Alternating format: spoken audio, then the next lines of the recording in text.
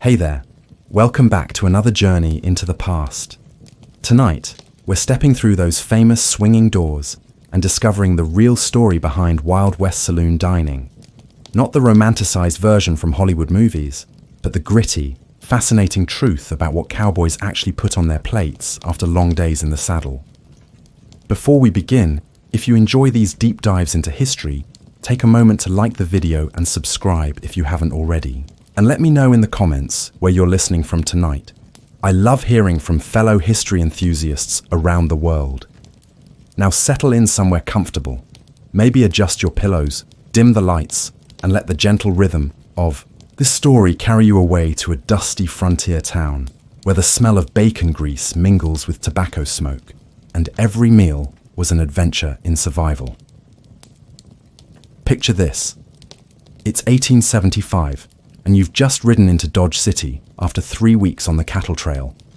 Your horse is exhausted, your clothes haven't been washed since you left Texas, and your stomach feels like it's been gnawing on itself for the past 2 days. The sun is setting behind the wooden storefronts, casting long shadows across the dusty main street. And up ahead, you see those familiar swinging doors with warm light spilling out onto the boardwalk. You push through those doors, and the first thing that hits you isn't the sound of the piano or the shouts from the poker tables. It's the smell, and oh, what a smell it was. Not the appetizing aroma of a modern steakhouse, mind you, but something far more complex and honest. A mixture of unwashed men, tobacco juice, spilled whiskey, wet wood, leather, and somewhere beneath it all, the faint promise of something cooking in the back. The saloon itself was nothing like the polished establishments we imagine today. The floor was often just packed dirt covered with sawdust to absorb the spills and, well, other things. Sometimes, if the establishment was particularly prosperous, there might be rough wooden planks laid down, but these were often warped, split, and stained beyond recognition. The sawdust served multiple purposes. It soaked up liquids, provided some cushioning for men who might find themselves on the floor unexpectedly, and could be swept out and replaced when it became too saturated with the detritus of frontier life. The bar was a rough-hewn piece of lumber, stained and scarred by years of glasses, elbows, and the occasional knife blade. These weren't the polished mahogany bars we see in period movies, but functional surfaces made from whatever lumber was available locally. Pine, oak, cottonwood, whatever could be cut, shaped, and installed with minimal cost and maximum durability. The surface was usually marked with rings from countless glasses, burns from carelessly placed cigars, and gouges from knives used to settle disputes or simply clean fingernails.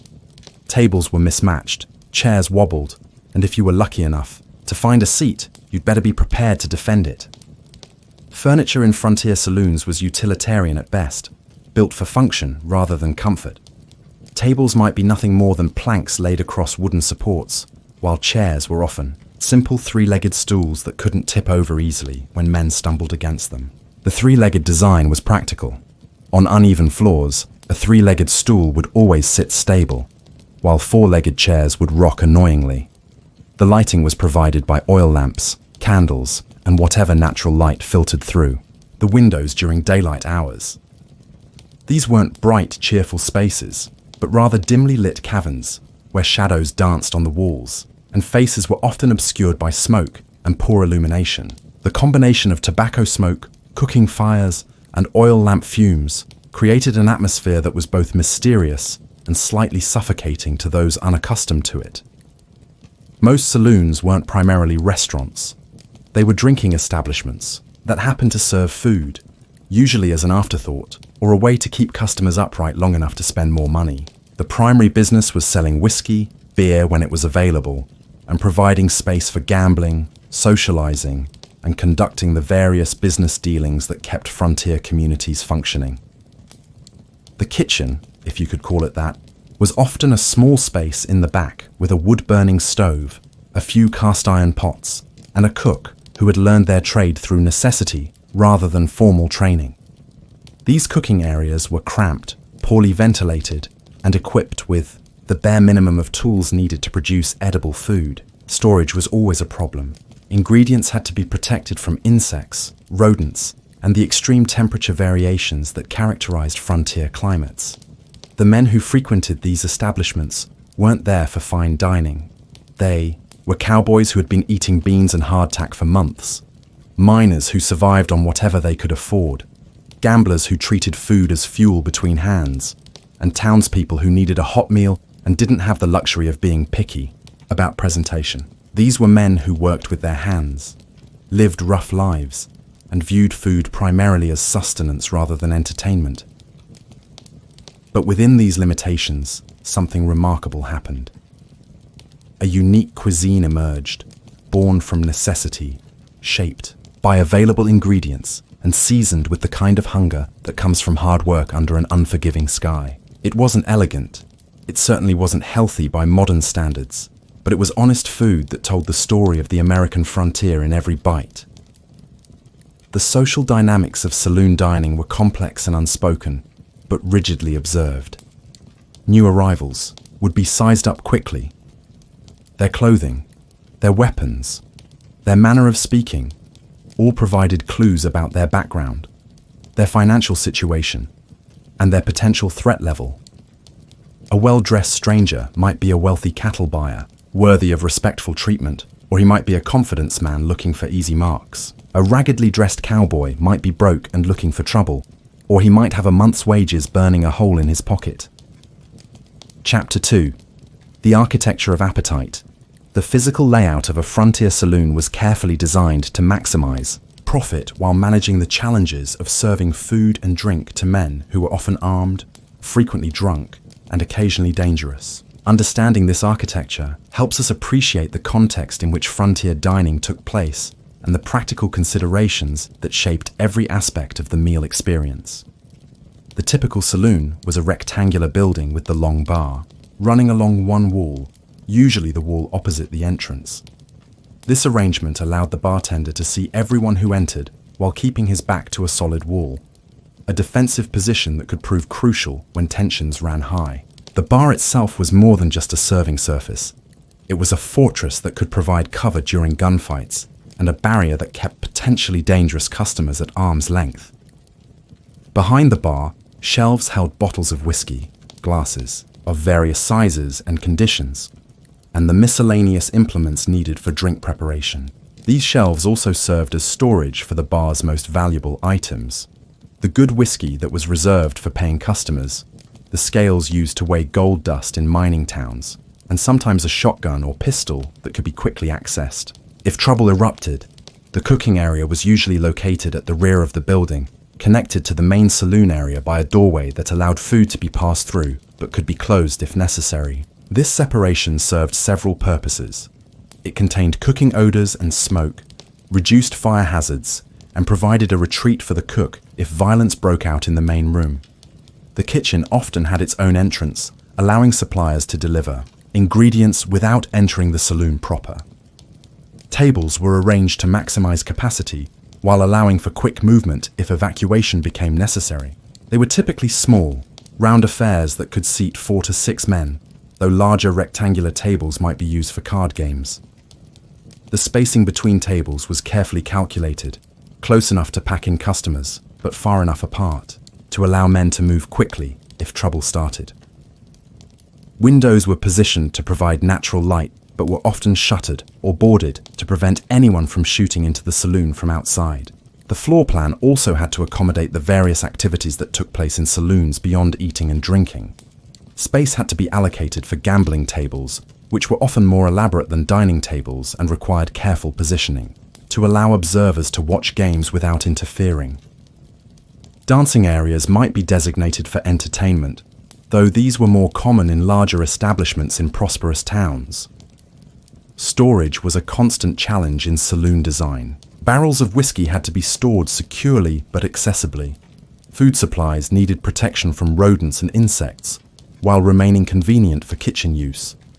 Ice, when available, required insulated storage areas. Clean glasses and dishes needed storage that protected them from dust and contamination. All of this had to be accomplished in buildings that were often constructed quickly and cheaply, using whatever materials were locally available. Ventilation was crucial but difficult to achieve effectively. cooking fires, oil lamps, tobacco smoke, and the body heat of crowded customers could make saloons stifling during warm weather. Windows provided some relief, but they also created security vulnerabilities. Some establishments installed simple ventilation systems, holes cut in the roof with covers that could be adjusted based on weather conditions. The entrance design was particularly important, as it controlled the flow of customers and could influence the saloon's security. Swinging doors, when used, allowed for quick entry and exit, while preventing animals from wandering in and providing some privacy from the street. However, many frontier saloons simply had open doorways covered by canvas or blankets during cold weather. The lack of solid doors made it easier for men to escape quickly if violence erupted. Lighting design had to balance visibility with fuel costs and fire safety. Oil lamps were expensive to operate and potentially dangerous in buildings filled with alcohol and armed men. Candles were cheaper but provided less light and were even more dangerous. Many saloons relied heavily on natural light during daytime hours and operated with minimal lighting after dark, creating atmospheres that were both intimate and slightly threatening. The bar's construction was itself a statement about the establishment's character and aspirations. A roughly hewn plank bar suggested a temporary establishment that might pack up and move at any time. A more elaborate bar with carved details and a polished surface indicated a business that intended to be permanent and prosperous. The presence of a brass footrail or spittoon suggested attention to customer comfort that went beyond mere functionality. Seating arrangements reflected both practical and social considerations. Benches were cheaper and more durable than individual chairs, but they also forced customers to sit close together, which could lead to conflicts. Individual chairs allowed for more personal space, but were more expensive and easily broken during fights. Three-legged stools were popular because they couldn't tip over and were difficult to use as weapons. Chapter 3. The hierarchy of hunger in the Wild West. Food wasn't just sustenance, it was a social currency that revealed everything about your status, your prospects, and your place in the frontier pecking order. Walk into any saloon, and you could read a man's fortune by what he ordered and how he ate it. This hierarchy wasn't written down anywhere, but everyone understood the rules as clearly as if they were carved in stone. At the bottom of the food chain were the beans. Not just any beans, mind you, but the cheapest, most durable legumes that could survive long journeys and longer storage.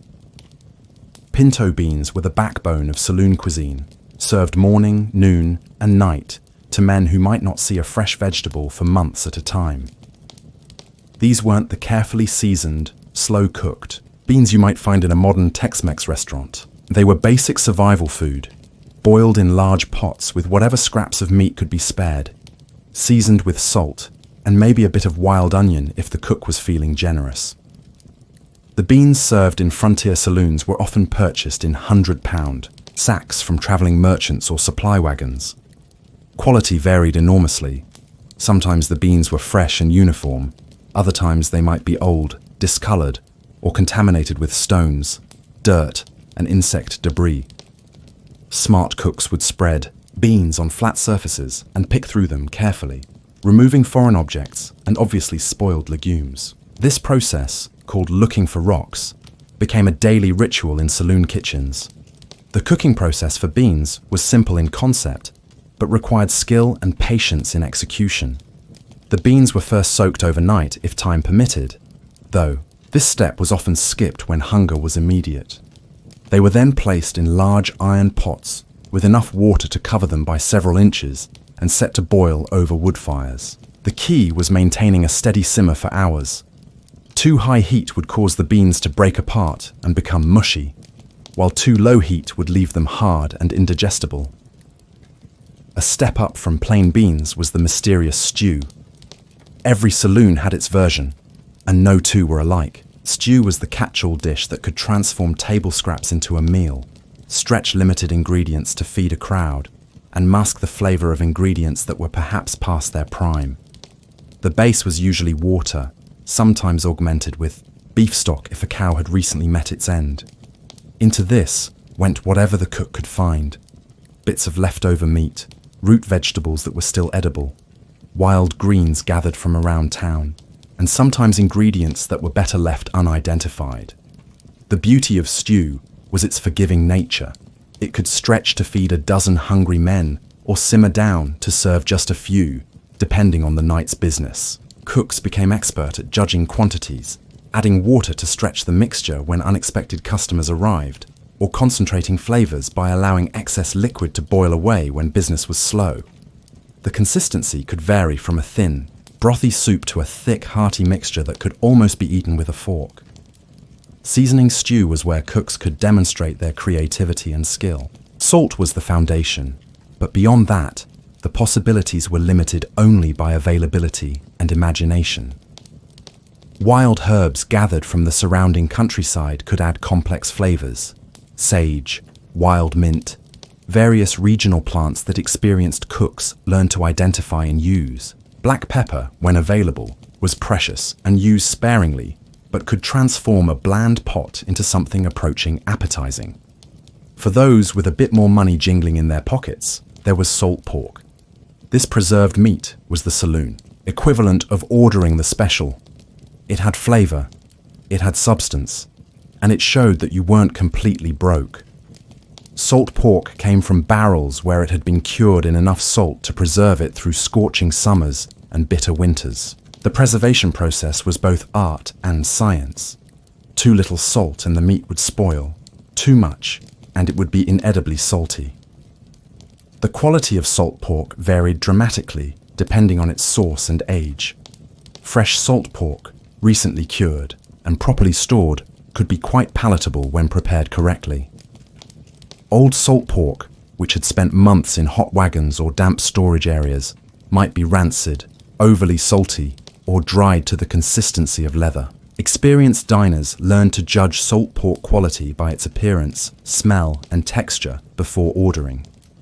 When cooked properly, salt pork could be almost appetizing, fried until crispy on the outside while remaining tender inside, with the fat rendering out to create its own cooking medium. The rendered fat, called cracklings, was treasured as both a flavoring agent and a cooking medium for other dishes. Nothing was wasted in frontier kitchens, and even the saltiest, toughest pieces of salt pork could be used to add richness to beans or vegetables. The holy grail of saloon dining was fresh beef. If a saloon could advertise that they had actual steaks, word would spread through town faster than news of a gold strike. Fresh beef meant that either a local rancher had made a deal with the saloon keeper, or someone had been lucky enough to shoot a buffalo or elk. These steaks weren't the tender marbled cuts we're used to today. They were often tough, lean pieces of meat that required strong jaws and stronger constitutions, but they represented luxury in a world where luxury was scarce. Fresh beef was so prized that its arrival could change the entire social dynamic of a saloon. Men who normally couldn't afford anything beyond beans might splurge on a steak to celebrate a successful card game, a completed job, or simply the rare opportunity to eat something that hadn't been preserved in salt or dried to jerky consistency. The social aspect of eating fresh beef was almost as important as its nutritional value. It marked special occasions and demonstrated temporary prosperity. The preparation of fresh beef required skill and timing. Without refrigeration, fresh meat had to be used quickly, especially in hot weather. Cooks learned to judge meat quality carefully, knowing how long they could safely keep fresh beef before it became dangerous to serve. The cooking methods were simple but effective. Steaks were usually fried quickly in hot skillets to sear the outside while keeping the inside tender, or chunks of beef were added to stews where long cooking would tenderize tough fibers. Then, there were the oddities, the foods that revealed just how creative frontier cooks could be when necessity demanded it. Prairie chicken, if you could catch one. Rabbit, if it hadn't been too fast. Fish from nearby streams, assuming the water was clean enough to support life. And in desperate times, well, there were always the tales of stew that contained ingredients no one asked about too closely.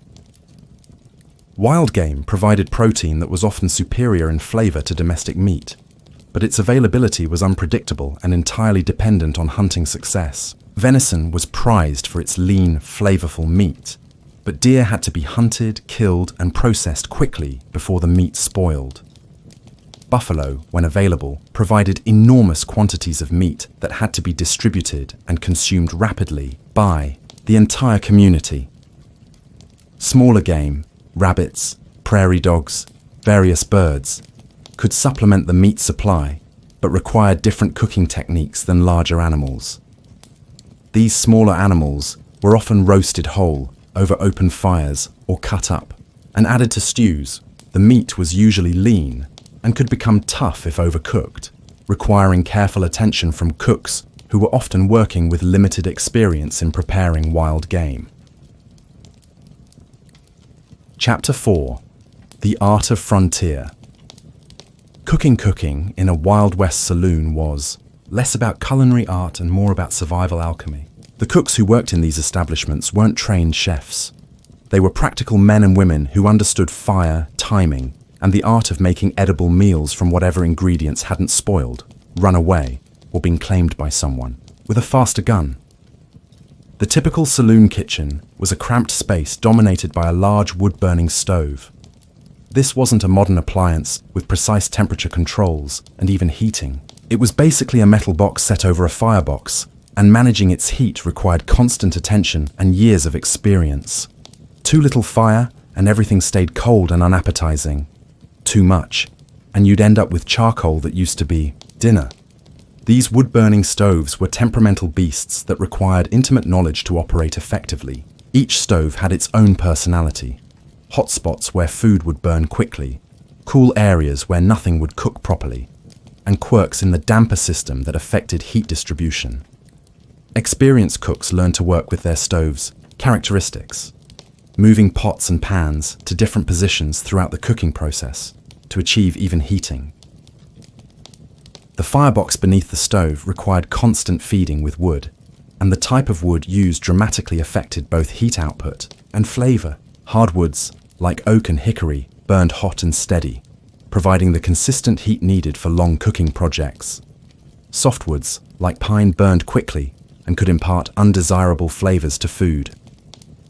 Green wood produced more smoke than heat, while overly dry wood burned too quickly and required constant attention.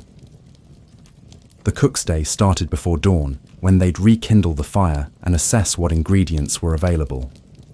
This morning ritual was crucial for planning the day's meals and ensuring that the stove would be ready when hungry customers began arriving. Starting a fire from cold ashes required skill. Arranging kindling properly, ensuring adequate airflow, and gradually building heat without smothering the flames with too much fuel too quickly. Water had to be hauled from the well or nearby stream, a task that was both labor-intensive and crucial for kitchen operations. Water was needed for cooking, cleaning, and sometimes for fighting fires that could start easily in kitchens filled with wood stoves, grease, and combustible materials. The quality of available water varied dramatically. Sometimes it was clean and pure, other times it was muddy, alkaline, or contaminated with various pollutants. Vegetables, if any were available, had to be inspected for spoilage, insect damage, and general edibility. Frontier vegetables were often far from perfect. Potatoes might be sprouting or partially rotten. Onions could be soft and moldy, and greens might be wilted or tough. Cooks learned to salvage what they could from imperfect vegetables, cutting away bad portions and using the rest creatively. Meat had to be checked for signs of turning, and if it was questionable, well, that's what spices were for. The line between fresh and spoiled meat was often blurry in frontier conditions, and cooks had to use their judgment about what was safe to serve. Visual inspection, smell tests, and texture evaluation were the primary tools for judging meat quality, and experienced cooks developed keen senses for detecting the early signs of spoilage.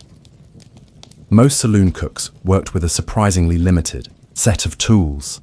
A few cast iron pots and pans, some wooden spoons, a sharp knife if they were lucky, and maybe a meat cleaver that doubled as a weapon when the Saturday night crowds got too rowdy. These tools had to be versatile. A single cast iron skillet might be used for frying meat, baking cornbread, and roasting vegetables all in the same day.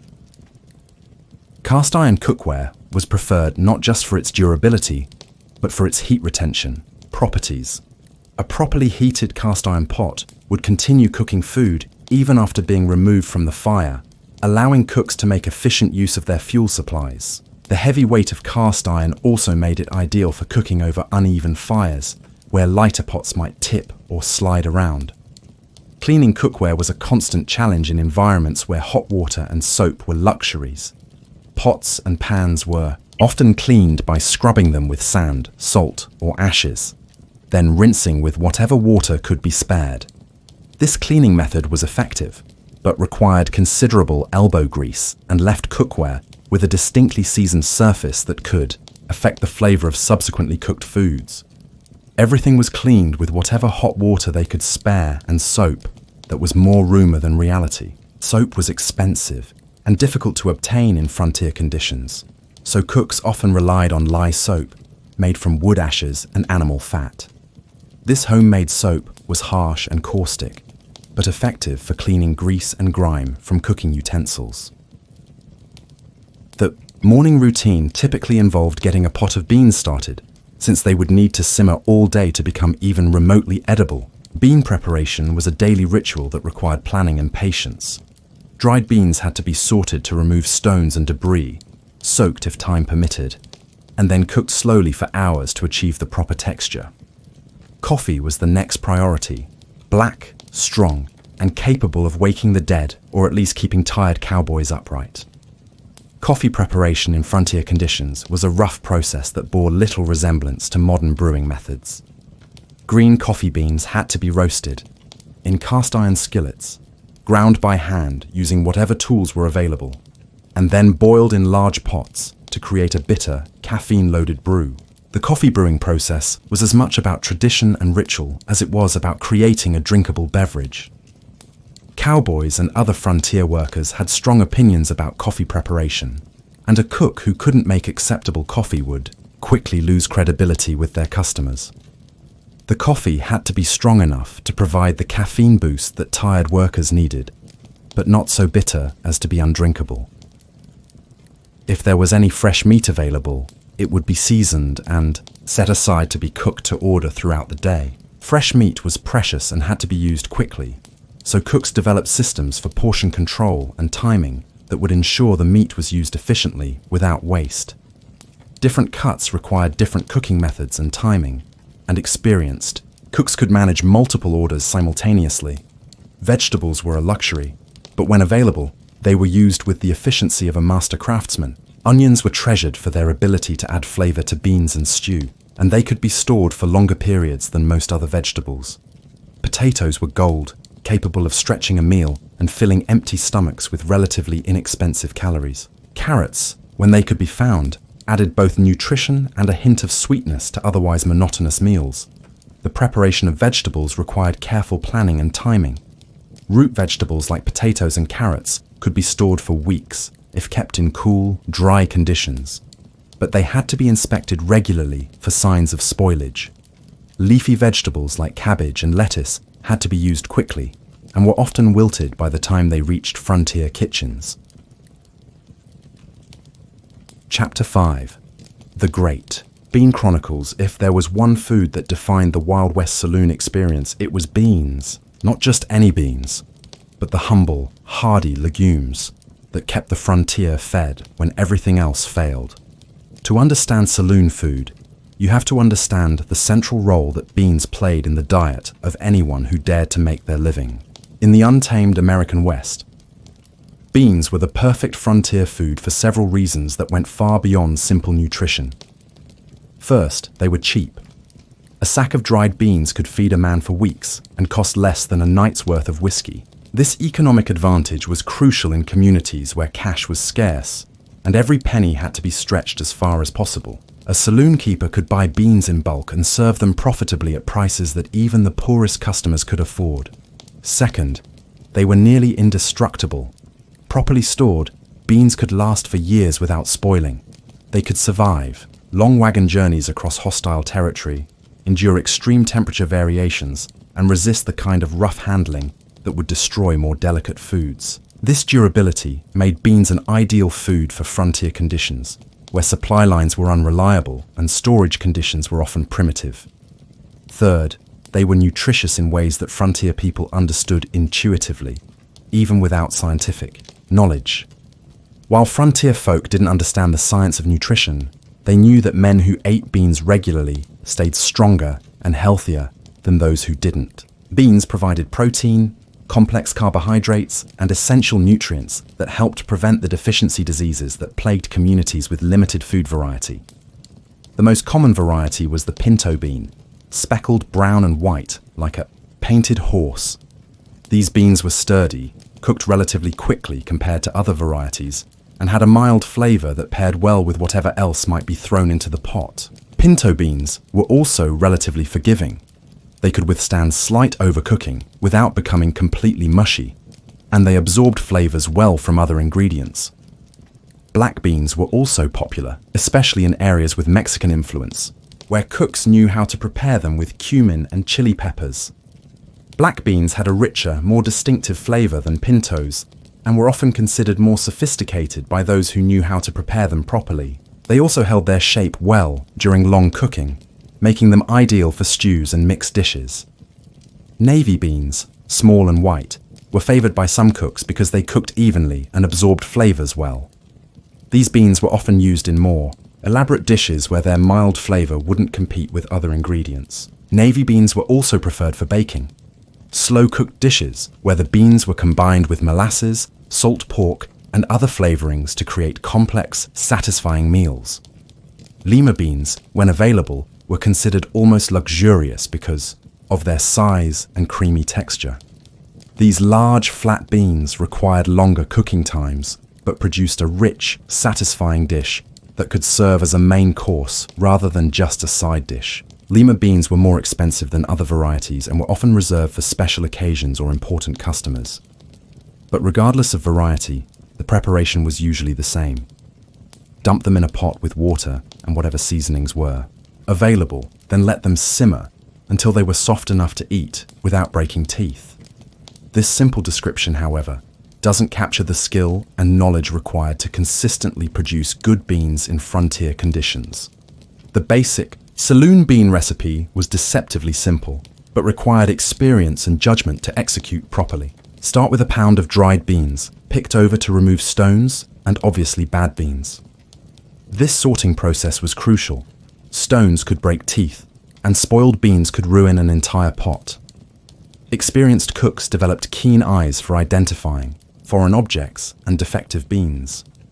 Soaking beans overnight was preferred when time permitted, as it reduced cooking time and produced more evenly cooked results. The soaking water was usually discarded, as it contained compounds that could cause digestive discomfort. However, soaking was often skipped when hunger was immediate, or when cooking schedules didn't allow for advanced planning. The beans were then added to a large pot with enough water to cover them by several inches. The water level was crucial. Too little, and the beans would burn. Too much, and the cooking liquid would be thin and flavorless. Experienced cooks learned to judge water levels by eye, adding more during cooking as needed to maintain proper consistency. Bringing the beans to a boil required careful fire management. The initial boiling helped break down tough bean skins and began the process of softening the interior.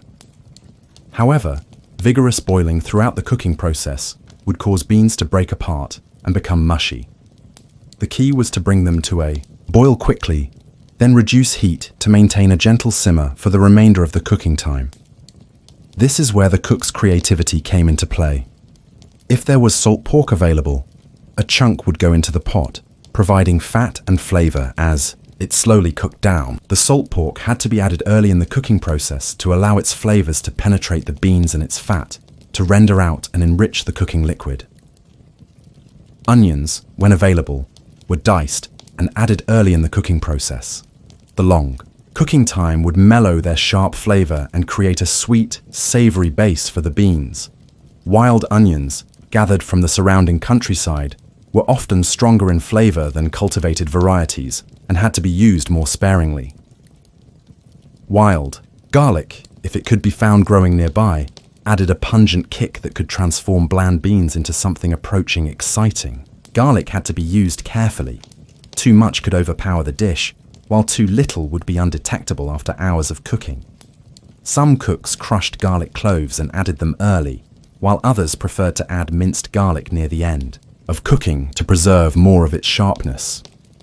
Some cooks added molasses or brown sugar if they had it, creating a sweet and savory combination that made the beans more palatable and provided additional calories. The sweetness helped balance the saltiness of preserved meats and made beans more appealing to customers who were tired of purely savory foods. Chili peppers, when available, transformed beans from mere sustenance into something approaching excitement. A few dried chilies could wake up tired taste buds and make a cowboy forget, at least temporarily, how monotonous his diet had become. The heat from peppers also served practical purposes. It could mask off flavors from questionable ingredients and helped preserve food in hot climates. Black pepper was precious and used sparingly, but even a small amount could make a big difference in flavor.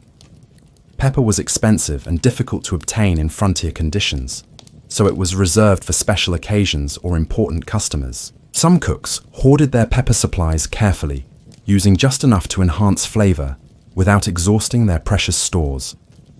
The cooking process itself was an art form that required patience, attention, and experience. Beans needed to be stirred regularly to prevent sticking and ensure even cooking, but not so often that they broke apart and became mush. The stirring technique was important. Gentle movements that redistributed the beans without mashing them. Water had to be added carefully throughout the cooking process. Too little and the beans would burn. Too much and you'd end up with bean soup instead of the thick, hearty consistency that hungry men expected. Experienced cooks could judge water levels by the sound of the simmering beans and the steam rising from the pot. The cooking time varied depending on the age of the beans, the hardness of the water and the heat of the fire, but it was generally a process that took most of the day. Old beans might require 8 to 10 hours of cooking to become tender, while fresher beans could be ready in 4 to 6 hours. The altitude also affected cooking time. Beans cooked more slowly at higher elevations where water boiled at lower temperatures. A good cook could tell when the beans were done by their appearance and texture. They should be tender enough to eat easily, but still hold their shape rather than falling apart. The liquid should be thick and flavorful, more like a sauce than water. The aroma should be rich and inviting, capable of drawing customers from across the street. But beans weren't just about basic sustenance. They were also about survival and community. A pot of beans cooking on the stove meant that no one would go hungry, at least not that day. Men who were down on their luck could often count on getting a bowl of beans even if they couldn't pay, immediately. This informal charity system helped hold frontier communities together during difficult times. The social aspect of bean consumption was important too. Eating beans was a shared experience that leveled social distinctions.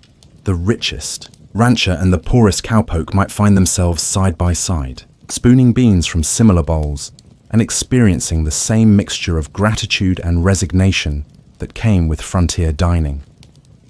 Beans also played important roles in frontier economics beyond their value as food. They could serve as emergency currency in communities where cash was scarce.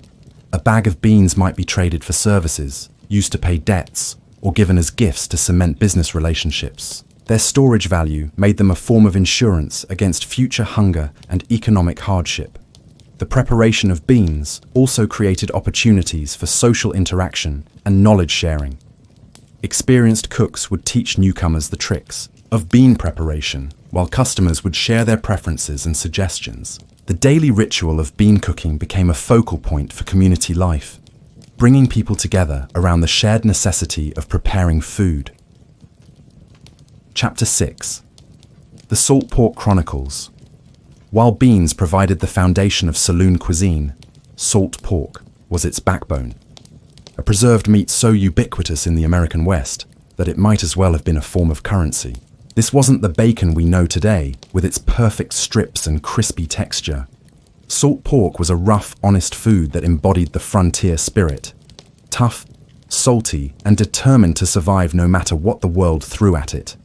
Salt pork came from the belly of the pig, cut into large slabs and then cured in barrels filled with coarse salt. The curing process was both ancient and effective, drawing out moisture and creating an environment hostile to the bacteria that would normally cause meat to spoil. It was food preservation at its most basic and effective level. No refrigeration required, no special storage conditions needed, just salt and time. The pork belly used for salt pork came from hogs that were quite different from modern pigs. These were often semi-wild animals that had foraged for much of their food, resulting in leaner, tougher meat with more pronounced flavors. The fat was firmer and less marbled than modern pork, and the meat itself was darker and more intensely flavored. The curing process began immediately after slaughter, when fresh pork belly was cut into manageable slabs weighing 5 to 10 pounds each. These slabs were then completely covered with coarse salt, not the fine table salt we use today, but large crystals that could penetrate deep into the meat. The salt drew moisture from the meat tissues through osmosis, concentrating flavors and creating conditions that prevented bacterial growth. The barrels of salt pork were a common sight in every frontier town. They sat in general stores, saloon storage rooms, and supply wagons, their contents ready to provide protein to anyone with the money to buy it and the patience to prepare it properly. These barrels were usually made of oak, which didn't impart unwanted flavors to the meat, and were sealed with tight-fitting lids to prevent contamination. The pork itself was heavily salted on the outside, with a texture that fell somewhere between fresh meat and leather. It was white and pink, marbled with fat, and possessed of a saltiness that could make your eyes water if you weren't prepared for it. The surface often had a slightly slimy feel from the concentrated salt brine, and the aroma was distinctly porcine, with sharp notes of salt and preservation. Preparing salt pork for consumption was an art that every frontier cook had to master. The first step was always the same: soaking. Salt pork was too salty to eat straight from the barrel. It would overpower any other flavors and leave diners desperately searching for water. Instead, it needed to be soaked in clean water for several hours, sometimes overnight, to draw out excess salt and rehydrate the meat. The soaking process was delicate and required experience to get right. Too little time, and the pork would still be inedibly salty. Too much time, and the meat would become mushy and lose what little flavor it had beyond salt. Experienced cooks could judge the timing by feel, testing small pieces until the salt level was just right, still present for flavor, but not overwhelming. The water used for soaking had to be changed several times during the process, as the salt concentration would build up and slow the desalting process. Cooks learned to judge when to change the water by tasting it. When it became noticeably salty, it was time for fresh water. In areas where water was scarce, this soaking process had to be balanced against the need to conserve precious water supplies. Once properly soaked, salt pork could be prepared in several ways, each with its own advantages and challenges. The most common method was frying, which could transform tough, salty meat into something approaching palatable. Thick slices would be cut from the soaked slab and placed in a hot cast iron skillet. The fat would render out, creating its own cooking medium, while the meat developed a golden brown crust. The frying process required careful heat management. Too high heat would cause the outside to burn before the inside was properly cooked. Too low heat would result in greasy, unappetizing meat that hadn't developed proper browning. The ideal technique involves starting with medium-high heat to begin the rendering process, then reducing heat to allow the meat to cook through evenly. Done properly, fried salt pork had a satisfying chewiness and a rich, porky flavor that could make even the most monotonous bean dish taste like a feast. The contrast between the crispy exterior and tender interior provided textural interest that was often lacking in frontier cuisine. The rendered fat was equally valuable, providing a cooking medium with rich flavor for other dishes. But salt pork wasn't just eaten on its own. It was often used as a flavoring agent for other dishes, adding richness and protein to otherwise simple meals. Chunks of salt pork would be added to beans during the long cooking process, slowly releasing their fat and flavor into the legumes. The meat would break down partially during cooking, distributing pork flavor throughout the beans. The rendered fat called cracklings, was treasured as a cooking medium and flavor enhancer. This fat had a rich, porky flavor that could transform simple vegetables into satisfying dishes. It was used for frying potatoes, cooking eggs, and adding richness to cornbread and other baked goods. Nothing was wasted. Even the saltiest, toughest pieces could be used to add richness to stews and vegetables. Some saloon cooks became famous for their ability to transform salt pork into something approaching delicious. They might score the fat in a crosshatch pattern before frying, allowing it to render more evenly and creating an attractive presentation. The scoring also increased the surface area, allowing more fat to render out and creating more crispy bits. Others would dust their salt pork with a bit of flour before frying, creating a light crust that added texture and helped prevent the meat from sticking to the pan. The flour would absorb some of the rendered fat and create a golden coating that was both attractive and flavorful. The most creative cooks might add a splash of vinegar or molasses during the cooking process, creating sweet and sour flavors that complemented the meat's natural saltiness. Vinegar could help cut through the richness of the fat, while molasses added sweetness that balanced the salt. These additions had to be used sparingly to avoid overpowering the meat's natural flavors. The quality of salt pork varied considerably, depending on its source, age, and storage conditions. The best came from pigs that had been well fed and properly butchered, then cured with care and stored in cool, dry conditions. This salt pork would have good marbling, a pleasant pink color, and a firm texture that held up well during cooking. Lesser quality, salt pork might be overly fatty, poorly cured, or showing signs of age and improper storage. Overly fatty salt pork would render down to almost nothing during cooking, leaving little actual meat to eat. Poorly cured salt pork might have uneven salt distribution, with some areas being too salty, while others were underpreserved and potentially dangerous. Unfortunately, frontier conditions weren't always ideal for maintaining food quality. Salt pork might sit in hot supply wagons for weeks, exposed to temperature extremes that could affect its quality. Barrels might develop leaks that allowed contamination, or storage areas might be too warm or damp for proper preservation. Some unscrupulous suppliers would sell inferior products, counting on desperate customers who had little choice in what they purchased. They might use poor quality pork, skimp on salt during curing, or try to pass off old, deteriorated meat as fresh product. Smart saloon keepers learn to inspect their salt pork carefully, looking for signs of quality and freshness. When salt pork went bad, it was unmistakable. The fat would take on a yellow or green tinge, indicating rancidity or bacterial growth. The smell would become sharp and unpleasant, with notes of decay that cut through the normal salt pork aroma. The texture would become slimy or overly soft, indicating that the preservation had failed. Good cooks would reject such meat immediately, understanding that serving spoiled salt pork could sicken customers and damage the saloon's reputation. However, in desperate times, some would try to salvage questionable meat by cutting away the worst parts and heavily seasoning what remained. This practice was risky and could lead to serious illness, but hunger has always been a powerful motivator.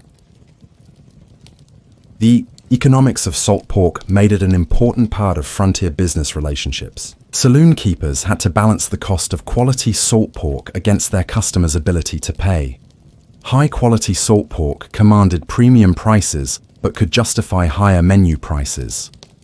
Poor quality salt pork was cheaper to buy but might drive away customers who had other dining options.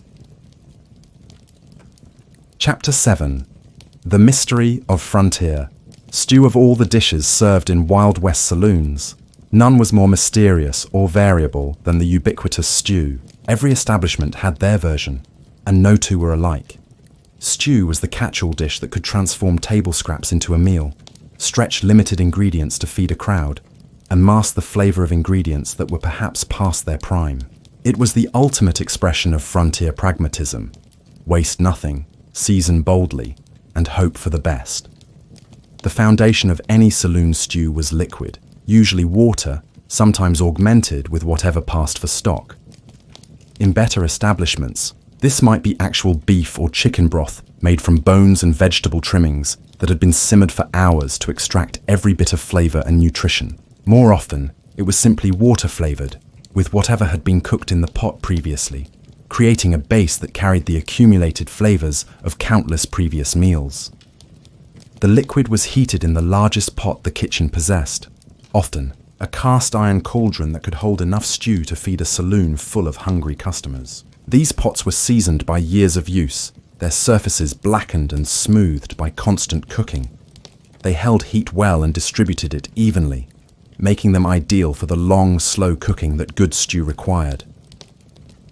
Into this liquid went whatever ingredients were available, and here's where the mystery began.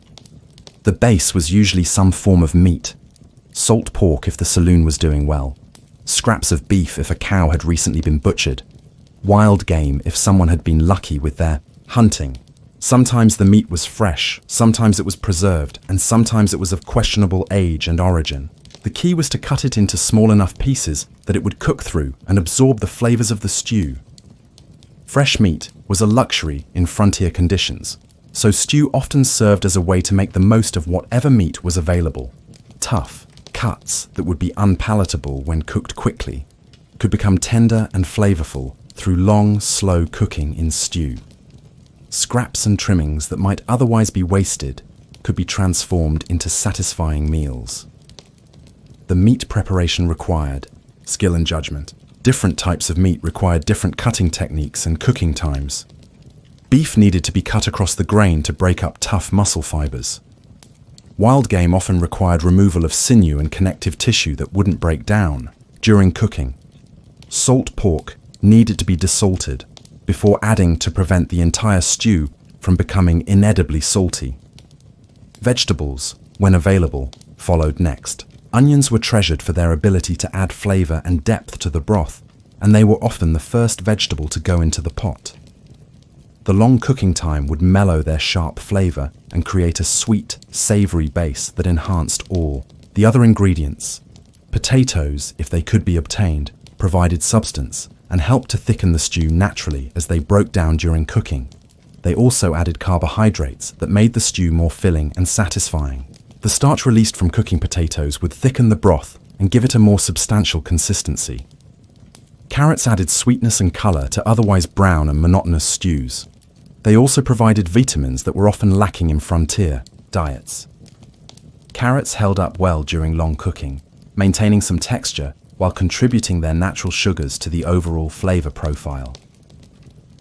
Wild greens, gathered from around the settlement, contributed vitamins and a bitter edge that balanced richer flavors. These might include dandelion greens, lamb's quarters, wild spinach, or any of dozens of edible plants that grew naturally in the area. Experienced cooks knew which wild plants were safe to eat and when they were at their best for harvesting. Root vegetables like turnips and parsnips might make an appearance if a supply wagon had recently arrived from farming regions. These vegetables stored well and could add both flavor and nutrition to stews. They required longer cooking times than softer vegetables, but could provide satisfying substance to otherwise thin stews. But the true character of frontier stew came from the cook's creativity and desperation.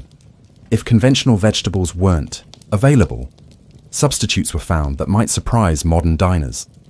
Wild onions replaced domesticated varieties, providing similar flavor with a sharper, more pungent edge. Prairie turnips, gathered from the surrounding grasslands, provided starch and nutrition with a unique flavor that was distinctly regional. Even tree bark, properly prepared, could add bulk and a subtle flavor to the pot. The inner bark of certain trees, particularly cottonwood and pine, could be processed and added to stews during times of extreme scarcity. This wasn't a preferred ingredient, but it could provide calories and fiber when nothing else was available. Corn, when available, made an excellent stew ingredient. Dried corn could be added early in the cooking process and would soften and swell, adding both flavor and substance. Fresh corn, when in season, could be cut from the cob and added near the end of cooking to preserve its texture and sweetness.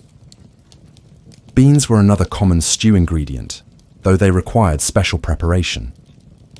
Dried beans needed to be soaked and partially cooked before being added to stew, as they required longer cooking times than most other ingredients. Already cooked beans could be added near the end of the cooking process to provide protein and substance without becoming mushy. Seasonings were applied with the heavy hand of necessity rather than the delicate touch of refinement. Salt, if available, was used liberally to enhance flavors and help preserve the stew. The salt content had to be balanced carefully. Too little, and the stew would be bland. Too much, and it would be inedible.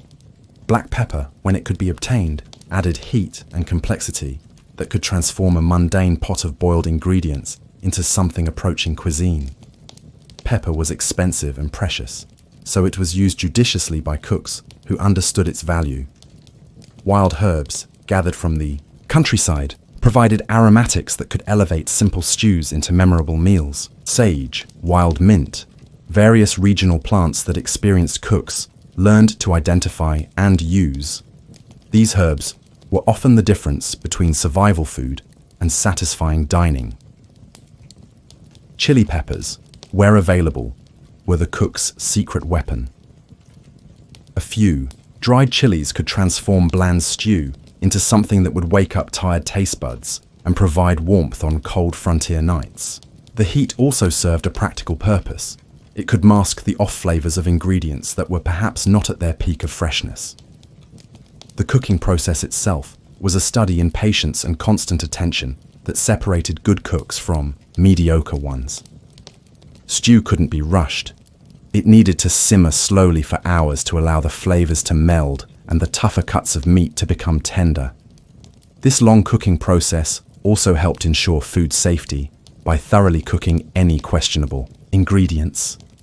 The cook had to stir regularly to prevent sticking and burning, especially as the stew thickened and reduced. Different ingredients required different stirring techniques. Gentle movements that wouldn't break up delicate vegetables. More vigorous stirring when adding new ingredients that needed to be distributed evenly. Water or stock had to be added, as needed to maintain the proper consistency. Too little liquid, and the stew would burn or become too thick. Too much liquid, and it would be thin and unsatisfying. Experienced cooks could judge liquid levels by the sound of the simmering stew and the way steam rose from the pot. Seasoning adjustments were made throughout the cooking process as flavors developed and concentrated. Salt levels that seemed appropriate early in cooking might become too intense as liquid evaporated. Herbs and spices added early might lose their potency and require refreshing near the end of cooking. A good frontier stew had several characteristics that marked it as the product of skill and experience. The broth should be rich and flavorful, with enough body to coat a spoon, but not so thick that it became gluey. This consistency was achieved through careful ingredient selection and cooking technique. The meat should be tender enough to cut with a fork, but still retain some texture and identity. Overcooked meat would fall apart completely and disappear into the broth, while undercooked meat would be tough and unappetizing. The perfect cooking point required experience and careful timing. Vegetables should be soft but not mushy, and they should have absorbed the flavors of the broth while still maintaining their individual identity. Different vegetables required different cooking times, so experienced cooks would add them to the pot in sequence to ensure everything finished cooking at the same time. The overall flavor should be complex and satisfying, with layers of taste that revealed themselves as you ate. A good stew would have the richness of meat, the sweetness of vegetables, the depth of herbs and spices, and the subtle flavors that developed during long, slow cooking. But frontier stew was also notorious for its unpredictability. One day's batch might be delicious, while the next could be barely edible. The quality depended on so many variables: the freshness of the ingredients, the skill of the cook, the availability of seasonings, even the weather conditions that affected cooking temperatures. Cowboys learned to approach each bowl with a mixture of hope and resignation, never knowing whether they were about to enjoy a satisfying meal or simply consume necessary calories. This uncertainty was part of the frontier dining experience, adding an element of adventure to every meal. Chapter 8: bread, biscuits, and the battle against hunger. In a world where fresh food was scarce and variety was a luxury, bread represented comfort, civilization, and the promise that a meal might actually satisfy rather than merely sustain. But frontier baking was a challenge that tested even the most experienced cooks, requiring skill, patience, and often a healthy dose of improvisation to create anything resembling the bread that people remembered from more civilized places. The ideal bread for saloon dining was the biscuit. Small, individual portions that could be made relatively quickly and served hot. When done properly, biscuits were golden brown on the outside, fluffy and tender on the inside, with a buttery richness that could make even the plainest meal feel like a feast. They were perfect for sopping up stew gravy, splitting open to receive a piece of salt pork, or simply eating by themselves when hunger struck and nothing else was available. Making good biscuits on the frontier required both skill and luck, as every ingredient and every step in the process presented challenges that modern bakers never face. The basic recipe was simple enough: flour, salt, baking powder or soda, fat, usually lard, and liquid, milk if available, water if not. But each ingredient presented its own challenges in frontier conditions, and success depended on understanding and working with these limitations. Flour quality varied enormously depending on its source, age, and storage conditions. The best flour was white, finely ground, and fresh from the mill, with a sweet, clean smell and a fine, powdery texture. But frontier flour was often coarse, sometimes contaminated with debris from poor milling practices, and frequently old enough to have developed off flavors or attracted insects. The milling process in frontier conditions was often primitive, using simple grinding stones that might not remove all the bran and germ from the wheat. This resulted in flour that was more nutritious than refined white flour, but also more prone to rancidity and insect infestation. The coarser texture made it more difficult to create light, tender biscuits. Storage was another challenge for maintaining flour quality. Flour had to be protected from moisture, which could cause it to develop mold or clump together. It also had to be protected from insects and rodents, which were attracted to the grain. Many frontier cooks stored their flour in tight barrels or metal containers, but these weren't always effective against determined pests. Cooks learned to sift their flour carefully, removing foreign objects and trying to achieve the fine texture that would produce tender biscuits. This sifting process was done by hand using crude sieves made from perforated metal or cloth. The goal was to remove any debris while also aerating the flour to make it lighter. Leavening was another challenge that required knowledge and skill to overcome. Baking powder was expensive and had to be imported from distant sources, making it a luxury item that many saloons couldn't afford regularly. When available, baking powder had to be stored carefully to prevent it from losing its effectiveness due to moisture or age. Some cooks used baking soda activated with buttermilk or cream of tartar, but these ingredients were also difficult to obtain and store properly. Baking soda required an acid to activate it, and if the proportions weren't right, the biscuits would either be flat and heavy or have an unpleasant metallic taste. The most resourceful cooks maintained sourdough starters, living cultures of wild yeast that could provide leavening indefinitely if properly cared for. These starters were precious and required daily attention, feeding them with flour and water to keep the yeast active. A cook who lost their sourdough starter faced weeks of flat bread until they could obtain a new culture. Sourdough starters were often shared within communities, passed from cook to cook like treasured heirlooms.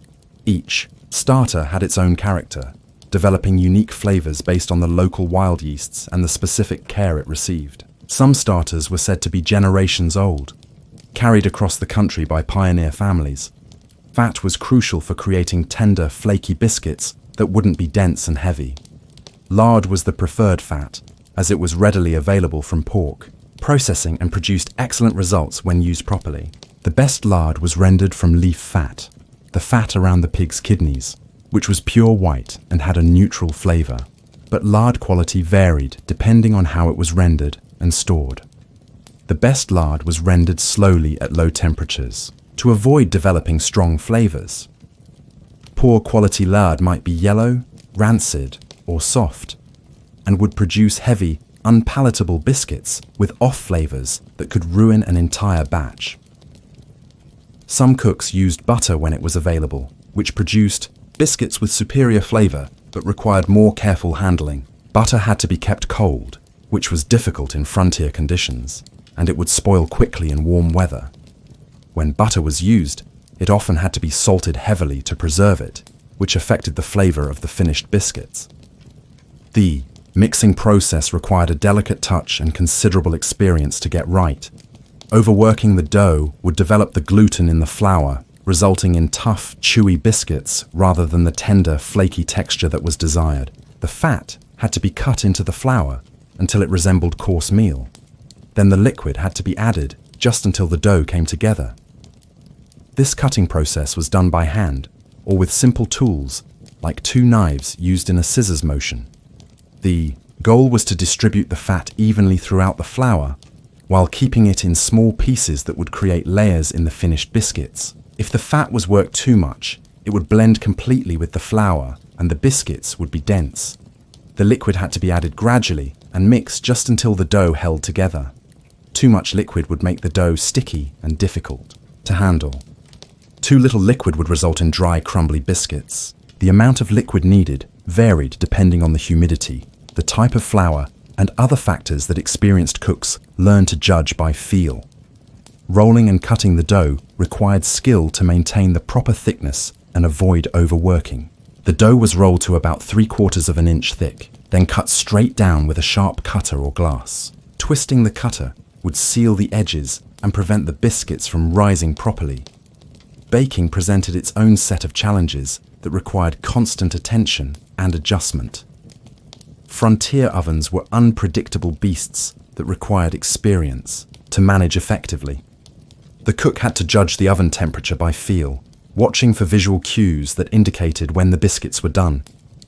Most frontier ovens were heated by building a fire inside them, then removing the coals and relying on the retained heat for baking. Judging the proper temperature required experience. Too hot, and the outside would burn before the inside cooked through. Too cool, and the biscuits would be pale and heavy. Some cooks tested oven temperature by holding their hand inside for a counted number of seconds. Others would throw a bit of flour into the oven and judge the temperature by how quickly it browned. These methods required experience and often resulted in burned batches, while cooks learned their oven's characteristics. When everything went right, the result was magnificent. Golden biscuits that were crispy on the outside and tender on the inside, with layers that could be pulled apart and a rich buttery flavor that elevated any meal. Served hot from the oven, they could transform a simple bowl of beans into something approaching a banquet. The aroma of fresh biscuits baking could draw customers from blocks away and create an atmosphere of warmth and hospitality that money couldn't buy. A saloon known for good biscuits would develop a loyal following of customers who would return regularly just for the bread. But frontier biscuits weren't always successful, and failure was a constant risk that every cook faced. Poor ingredients, imprecise measurements, inadequate mixing, or incorrect oven temperatures could produce disasters. Hard lumps that were more suitable for ammunition than eating, or pale, soggy masses that resembled unleavened bread more than proper biscuits. These failures were expensive in terms of both ingredients and customer satisfaction. Wasted flour and lard represented real economic loss, while disappointed customers might take their business elsewhere. Experienced customers learned to judge a saloon partly by the quality of their biscuits, knowing that a place that could consistently produce good bread probably took pride in the rest of their cooking as well.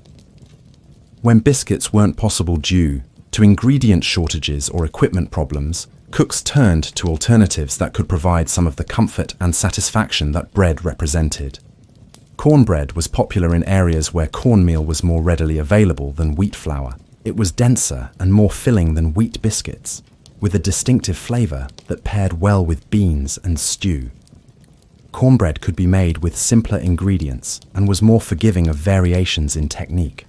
The cornmeal provided natural, sweetness and a hearty texture that was satisfying in its own right. Some cooks added bacon grease or cracklings to their cornbread, creating a rich, savory bread that was a meal in itself. The preparation of cornbread was straightforward but still required skill to achieve good results. Cornmeal was mixed with salt and sometimes a bit of flour if available.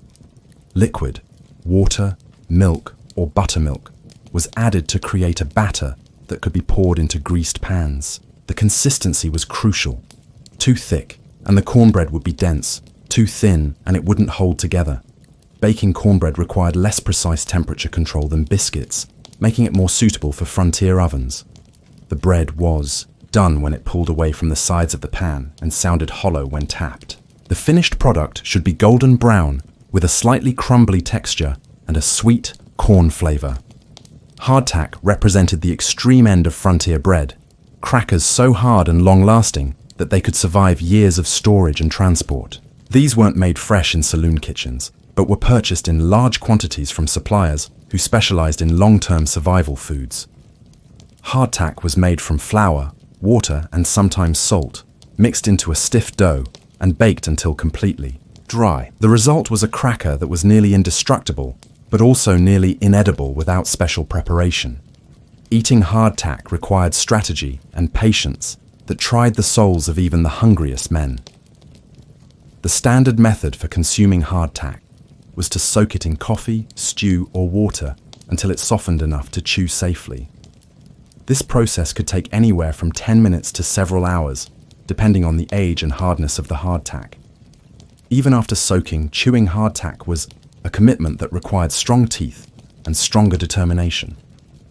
Some creative cooks found ways to incorporate hardtack into more appealing dishes. It could be crushed and used as a coating for fried meat, or broken up and added to stews as a thickening agent. When ground fine, hardtack could even substitute for flour in some recipes, though the results were never quite the same as using proper flour. While not appetizing, hardtack provided essential carbohydrates and could keep hungry men functioning when nothing else was available. Its long storage life made it valuable for long journeys and emergency situations. Many frontier travelers carried hardtack as insurance against hunger, knowing that while it wasn't pleasant to eat, it would sustain life when other foods weren't available. The psychological importance of bread in frontier dining cannot be overstated. In a world where most foods were monotonous survival rations, a piece of good bread represented civilization, comfort, and the promise that life could be more than mere survival. The act of breaking bread together created bonds between men who might otherwise have little in common beyond their shared struggles with frontier life. Chapter 9. The Liquid Sustenance. Coffee and Beyond. In the harsh realities of frontier life, liquid sustenance was often more reliable than solid food, and among all the beverages that flowed through Wild West saloons, none was more essential than coffee. This dark, bitter brew became the lifeblood of the American West, providing warmth, caffeine, and a sense of civilization in places where all three were desperately needed. But frontier beverages extended far beyond coffee, encompassing everything from clean drinking water to alcohol that served as both social lubricant and liquid courage. Coffee in the Wild West bore little resemblance to the carefully crafted beverages we enjoy today. It was strong enough to dissolve horseshoes, black as night, and possessed of a bitterness that could wake the dead, or at least keep tired cowboys functional through long days and longer nights. The brewing process was as much about survival as it was about flavor, and the result was a beverage that prioritized caffeine delivery over taste refinement. The coffee journey began with green beans that had to be transported across vast distances, often spending months in wagon trains or on horseback before reaching their final destinations. These beans came from distant places, Central America, South America, and sometimes even Asia, making coffee one of the few truly international products available in frontier towns. The green beans themselves were hardy and could survive long journeys without deteriorating significantly, but they required roasting before they could be brewed into coffee. This roasting process usually took place in large cast iron skillets over open fires, with someone constantly stirring the beans to ensure even browning. The goal wasn't to develop complex flavor profiles, but simply to make the beans brewable and extract as much caffeine as possible. Roasting coffee beans over an open fire was both art and endurance test.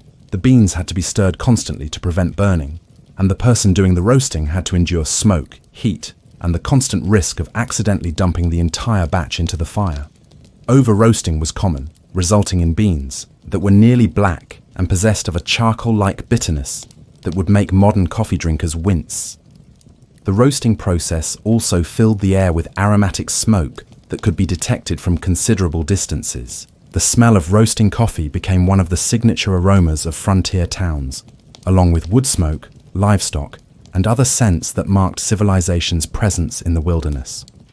Once roasted, the beans had to be ground, and this presented another challenge for frontier coffee preparation. Few frontier establishments possessed proper coffee grinders, which were expensive, heavy, and prone to breaking under rough frontier conditions.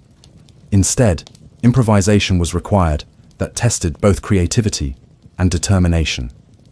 Beans might be crushed with the butt of a rifle, pounded with a hammer against a flat rock, or ground between two stones like primitive grain mills. Some cooks wrapped beans in cloth and beat them with wooden clubs, while others placed them in leather bags and trampled them underfoot.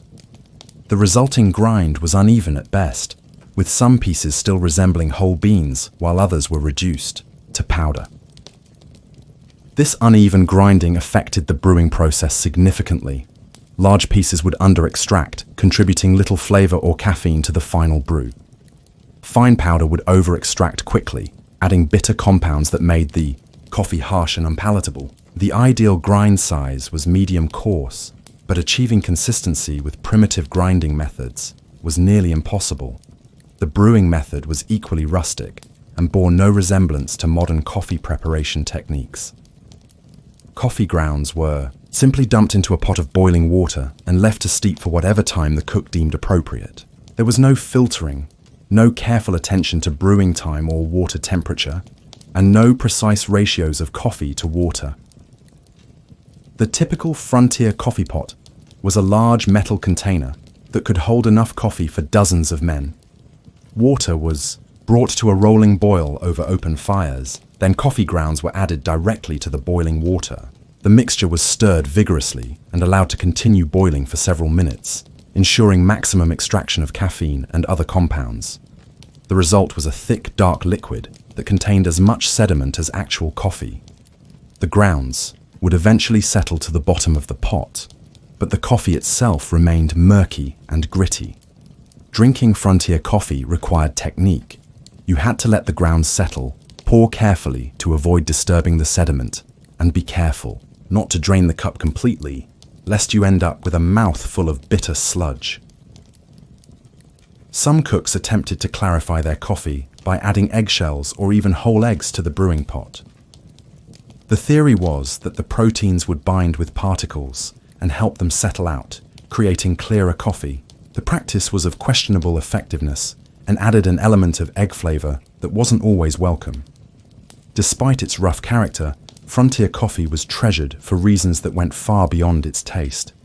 It provided caffeine to men who worked from dawn to dusk, performing physically demanding labor under challenging conditions. The caffeine helped maintain alertness during long cattle drives, dangerous mining operations, and other activities where mental acuity could mean the difference between life and death. Coffee also provided warmth during cold desert nights and early morning hours when temperatures could drop dramatically. A cup of hot coffee could help a man start his day when frost covered the ground and his breath formed clouds in the air.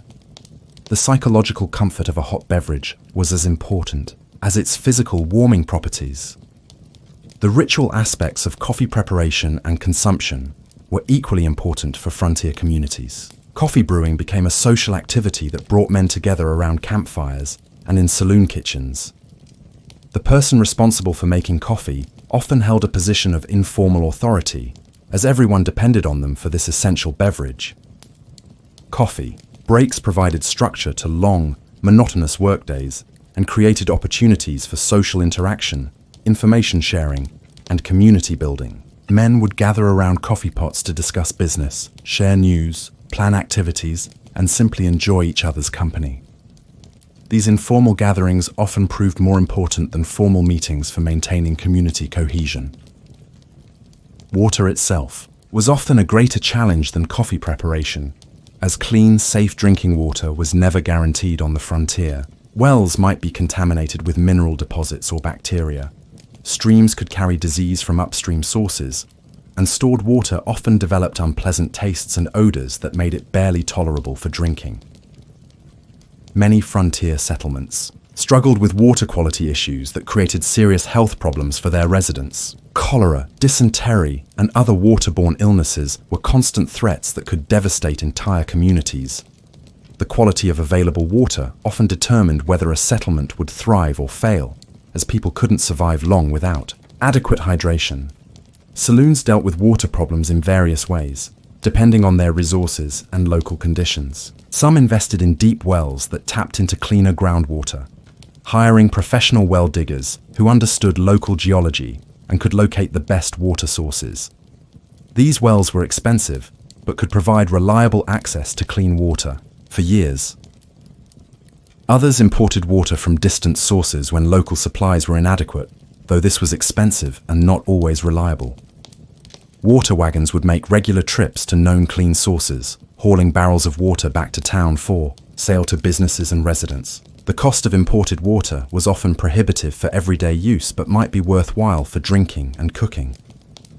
Many saloons simply boiled their water before use, which helped kill bacteria and other harmful organisms, but didn't improve taste or remove chemical contaminants. Boiled water often had a flat, lifeless taste that wasn't particularly appealing, but it was safer than drinking untreated water from questionable sources. The poor quality of frontier water contributed significantly to the popularity of alcoholic beverages, which were often safer to drink than water. Beer, wine, and whiskey provided some protection against bacterial contamination due to their alcohol content, making them practical choices for daily hydration in addition to their recreational and social functions. This practical consideration, combined with the social and recreational aspects of drinking, made alcohol a central part of frontier culture in ways that modern people might find difficult to understand. Men would drink beer or whiskey, not necessarily to get drunk, but because it was safer and more reliable than water. Milk was a luxury that few frontier establishments could provide on a regular basis. Keeping dairy cows required resources that many settlements couldn't spare. Adequate pasture, reliable water supplies, protection from predators, and someone with the knowledge and time to care for the animals properly. Transporting fresh milk over long distances was virtually impossible without refrigeration. When milk was available, it was precious and used carefully, often reserved for cooking or mixed with coffee to create a more palatable beverage. Fresh milk was typically consumed within hours of milking, as it would spoil quickly in warm weather. The cream that rose to the top was often skimmed off and used for buttermaking or special cooking projects. Some creative cooks developed milk substitutes using available ingredients when the real thing wasn't obtainable. Condensed milk, when it could be obtained from supply wagons, was treasured for its long shelf life and rich flavor. A small can of condensed milk could be diluted with water to create a milk-like beverage that satisfied some of the craving for dairy products. Evaporated milk was another option that appeared occasionally in frontier stores. This product had much of its water removed, making it shelf-stable and easier to transport than fresh milk. When reconstituted with water, it provided a reasonable substitute for fresh milk, though the flavor was distinctly different. In desperate times, some frontier folk experimented with plant-based milk alternatives. Though these were rarely successful by modern standards, various nuts and seeds were processed in attempts to create milk-like beverages, but the results were often disappointing and required more effort than they were worth. Tea was less common than coffee, but still appreciated when available, particularly by people who had grown up drinking tea in other parts of the world. Green tea, black tea, and various herbal teas provided alternatives to the relentless bitterness of frontier coffee. Tea preparation was generally simpler than coffee brewing, requiring only hot water and properly stored tea leaves. Herbal teas, made from local plants, offered both variety and potential medicinal benefits, that were valued by frontier communities. Sage tea, mint tea, and various other herbal preparations could be made from plants that grew wild in the surrounding countryside. These teas provided flavor variety and were often believed to have healing properties for various ailments.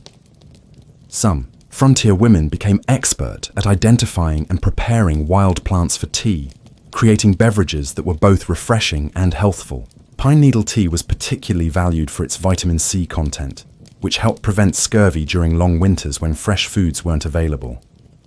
Rose hip tea provided similar benefits and had a more appealing flavor than pine needles. The preparation of herbal teas required knowledge of local flora and careful attention to proper harvesting and preparation techniques.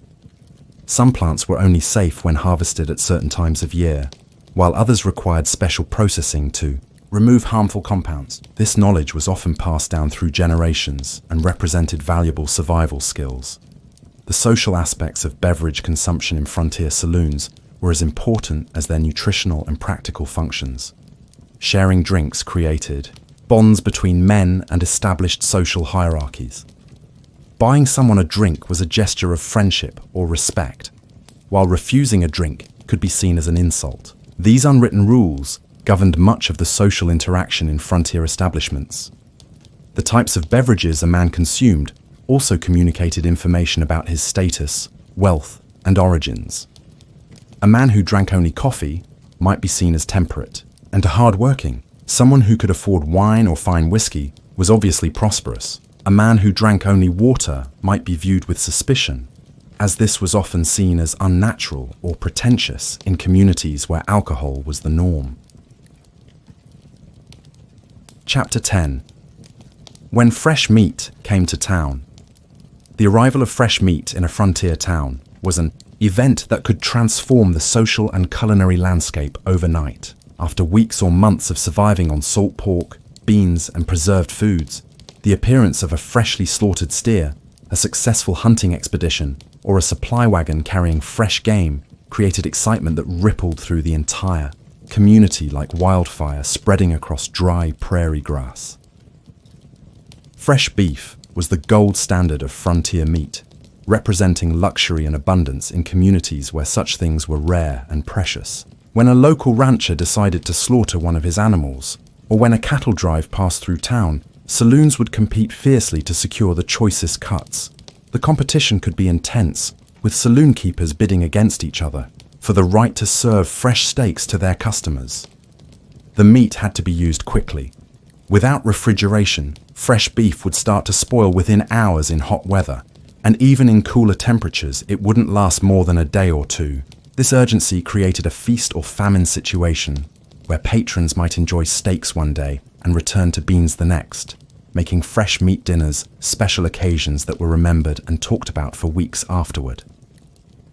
The quality of frontier beef was variable and quite different from what modern consumers expect.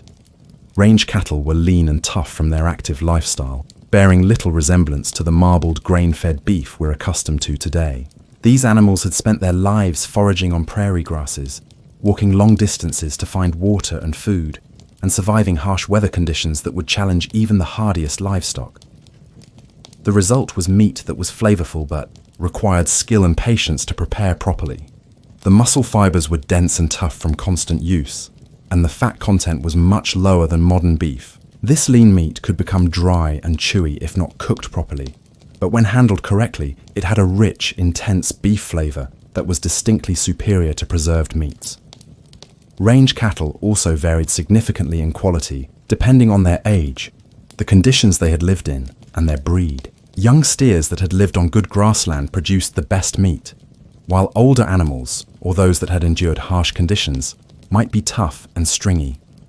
Bulls were generally avoided for eating, as their meat was often tough and had strong flavors that many people found objectionable.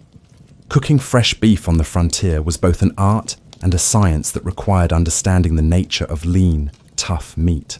The tough muscle fibers required either long, slow cooking to break down the connective tissue, or alternatively, quick, high-heat cooking that didn't allow the fibers to tighten and become chewy.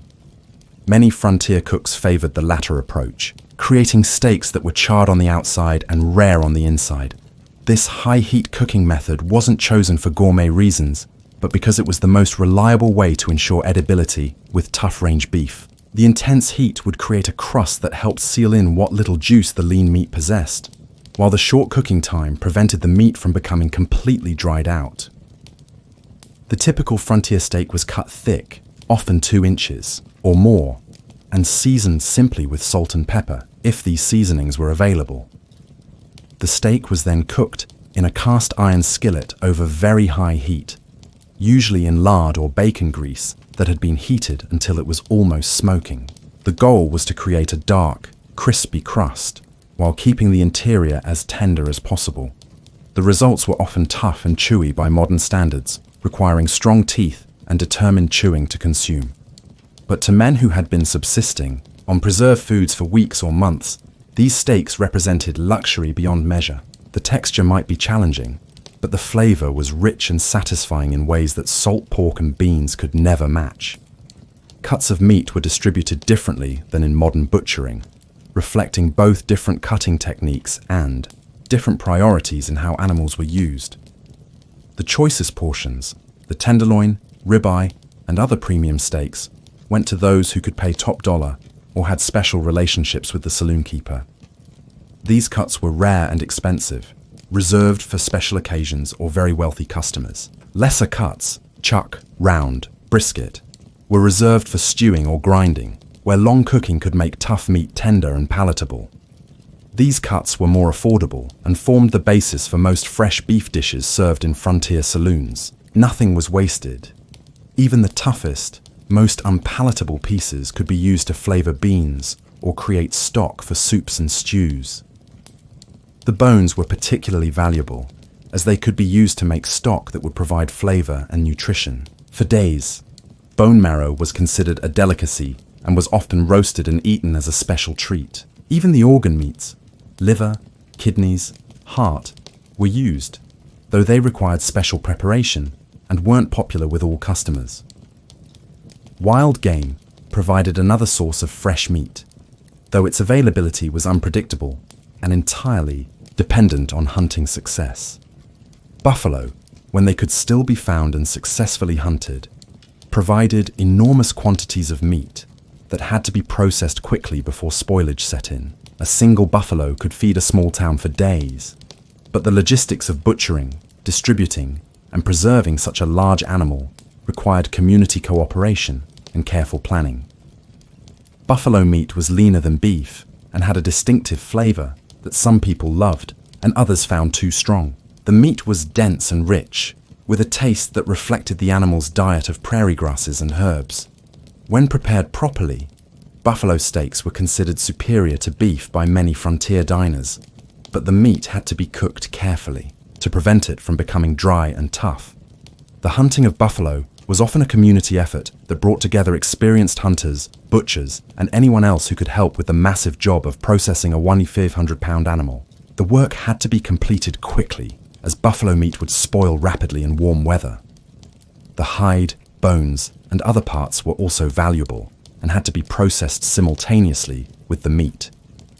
Deer, elk, and antelope were more manageable in size but still required skill to hunt and process successfully. These animals provided lean, flavorful meat that was highly prized when available. Venison was often considered superior to beef in flavor, though its availability was entirely dependent on the migration patterns of wild herds and the skill of local hunters. Hunting these animals required knowledge of their habits, movements, and preferred habitats. Successful hunters were often respected members of frontier communities, as their skills could provide fresh meat for entire settlements. The hunting was usually done by individuals or small groups who ventured out from town for days at a time, carrying minimal supplies and depending on their skills to provide both food and safe return.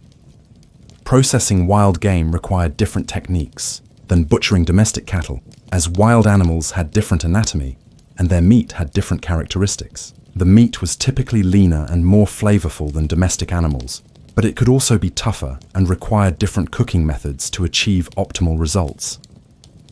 Smaller game, rabbits, prairie chickens, quail, and various other birds, and small mammals could supplement the meat supply, but rarely provided enough protein to feed large numbers of people. These animals were often reserved for special occasions or used to create more elaborate dishes when the saloon wanted to impress important customers. Rabbit was particularly popular when it could be obtained, as the meat was tender and mild-flavored. Prairie chickens and other game birds provided variety and were often considered delicacies. These smaller animals could be cooked whole, providing an attractive presentation that was rare in frontier dining. Fish represented another potential source of fresh protein. Though its availability was limited to areas near suitable bodies of water, frontier fishing was often more about necessity than recreation, with simple equipment and basic techniques used to catch whatever fish were available in local streams, rivers, or lakes. The fish that were caught were usually prepared simply, fried in lard or bacon grease, seasoned with salt and pepper, and served immediately while fresh. Fish couldn't be stored for any length of time without spoiling, so they had to be consumed within hours of being caught. This immediacy made fresh fish a special treat that was available only when someone had been successful at fishing.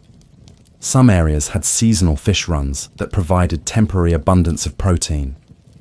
Salmon runs in Pacific coast areas, for example, could provide enormous quantities of fish that had to be processed quickly. Much of this fish was smoked or dried for preservation, but some was consumed fresh and provided welcome variety to frontier diets. The preservation of fresh meat was a constant challenge that required skill, timing, and often a willingness to take risks. Without refrigeration, meat had to be used within hours of slaughter, especially in warm weather. Some frontier cooks became expert at judging meat quality, knowing exactly how long they could keep fresh meat before it became unsafe to serve.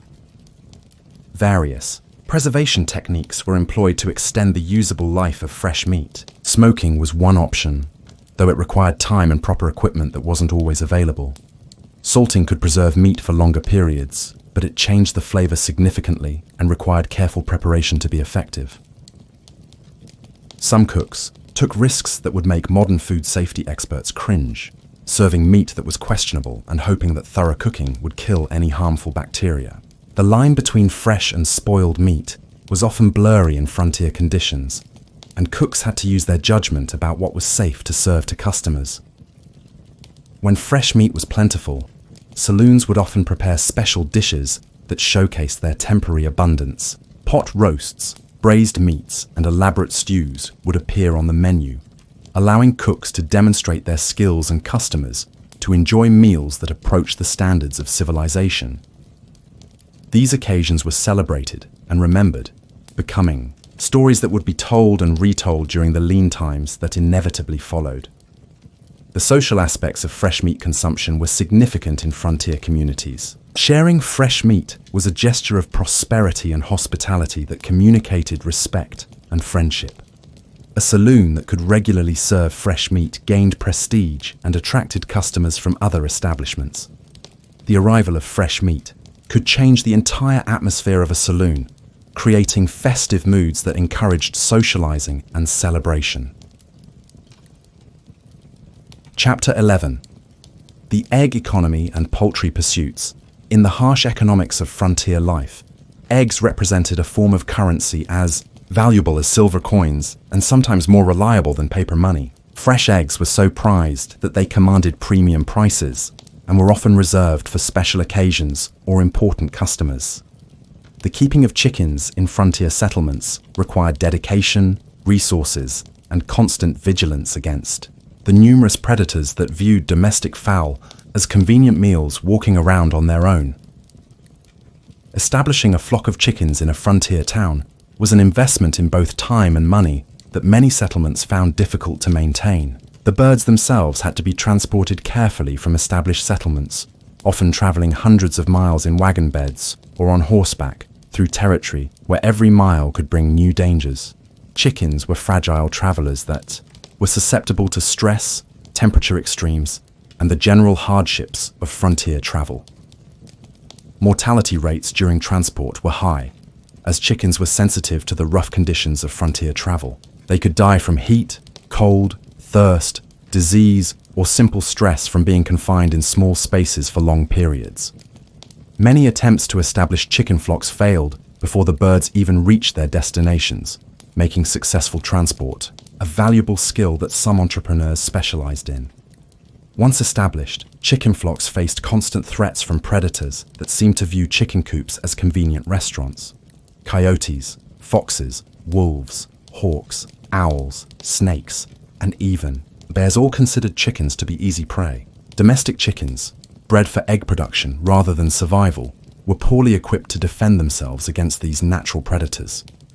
Settlers had to construct secure coops and runs that could protect their birds from multiple types of threats. Coops had to be built high enough to keep out ground predators, but covered to protect against aerial attacks. The construction required materials that were often expensive and difficult to obtain in frontier conditions, making chicken keeping a significant investment. Maintaining constant vigilance was exhausting work that required someone to be available at all times to respond to threats. Chickens had to be locked up securely every night and let out carefully each morning. During the day, they needed protection, while foraging, and any unusual sounds or disturbances had to be investigated immediately. Many frontier settlements found it easier to import preserved eggs, or do without, rather than maintain the infrastructure necessary for successful poultry keeping. The constant losses to predation, combined with the care requirements and initial investment, made chicken keeping an unprofitable venture for many communities. When chickens did thrive, they provided more than just eggs. They were valuable sources of fresh meat that could be reserved for special occasions. A roasted chicken was the frontier equivalent of a formal dinner, representing prosperity and sophistication in communities where such things were rare. The meat was lean and flavorful, quite different from modern poultry that has been bred for rapid growth and tender texture. Frontier chickens were active birds that spent their days foraging for insects, seeds, and vegetation. This active lifestyle produced meat that was tougher and more flavorful than modern poultry, with well-developed muscles and complex flavors that reflected their varied diet. The birds were usually older when slaughtered than modern broilers, having been kept primarily for egg production until their laying capacity declined. The preparation of chicken in frontier conditions required skill and patience to deal with the tough, lean meat. These birds were nothing like the plump, tender broilers we're accustomed to today, and cooking methods had to accommodate their different characteristics. Most chickens were either stewed slowly until tender or fried quickly at high heat to preserve moisture. Stewing was the most common preparation method, as it could tenderize even the toughest old hens. The chicken would be cut into pieces and simmered slowly in water with whatever vegetables and seasonings were available. This long, slow cooking process broke down tough muscle fibers and created rich, flavorful broth that was as valuable as the meat itself.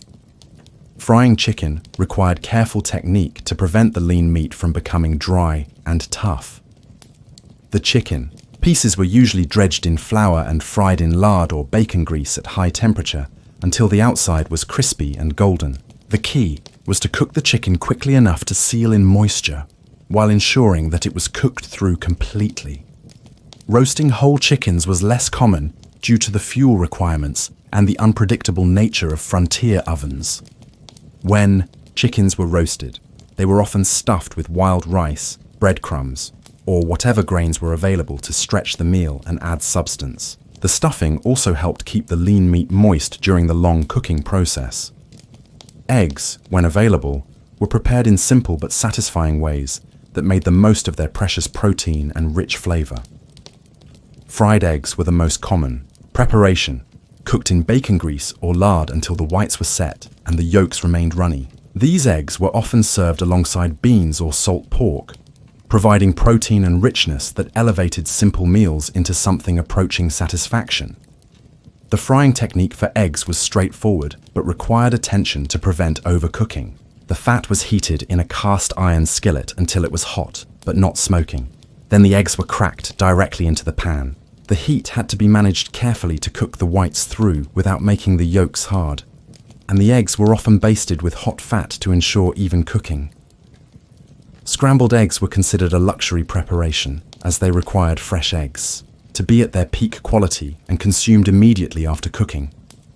The eggs were beaten with a bit of milk or water if available, then cooked slowly in a greased pan until they formed soft curds. This method was gentler than frying and could make even slightly older eggs palatable. The scrambling process required patience and constant attention to prevent the eggs from becoming tough and rubbery. The key was to cook them slowly over low heat, stirring constantly to create small, tender curds.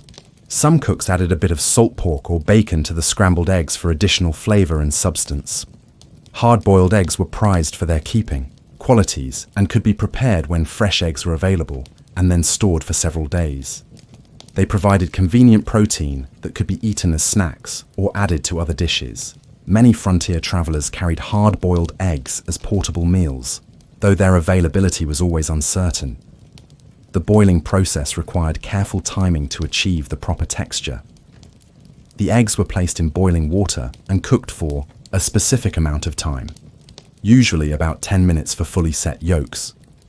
Overcooking would result in tough whites and green-tinged yolks, while undercooking could be dangerous if the eggs weren't completely fresh. Pickled eggs represented an attempt to preserve this valuable protein source for extended periods using available preservation techniques. Fresh eggs were hard-boiled, then stored in vinegar brine with spices and seasonings. While the texture and flavor were quite different from fresh eggs, pickled eggs could last for weeks and provided essential nutrition during times when fresh alternatives weren't available. The pickling process required clean jars, strong vinegar, and spices to create a brine that would preserve the eggs while adding flavor. Different regions developed their own variations, using local spices and seasonings to create distinctive flavors. Some pickled eggs were mildly flavored, while others were quite spicy or sour. The social aspects of egg consumption were significant in frontier communities where sharing food was both a practical necessity and a social ritual. Sharing eggs was a sign of friendship and prosperity that communicated respect and generosity. Offering a guest a fresh egg for breakfast was a gesture of hospitality that showed the host valued their visitor enough to share precious protein. Communities would often share egg-laying hens during peak production periods, ensuring that valuable protein wasn't wasted due to spoilage. This sharing system helped maximize the utilization of eggs while strengthening social bonds between neighbors. It also provided insurance against losses. If one family lost their chickens to predators, they could still access eggs from other families' flocks. Duck and goose eggs, when available, were considered even more valuable than chicken eggs due to their size and rich flavor. These larger birds were harder to keep than chickens and produced eggs less frequently, making their eggs special treats that were often reserved for celebration meals or given as gifts to mark important occasions. Ducks and geese required different care than chickens, including access to water for swimming and different dietary needs. They were also more capable of defending themselves against some predators, but required larger coops and more space than chickens. The investment required to keep waterfowl was usually beyond the means of most frontier settlements.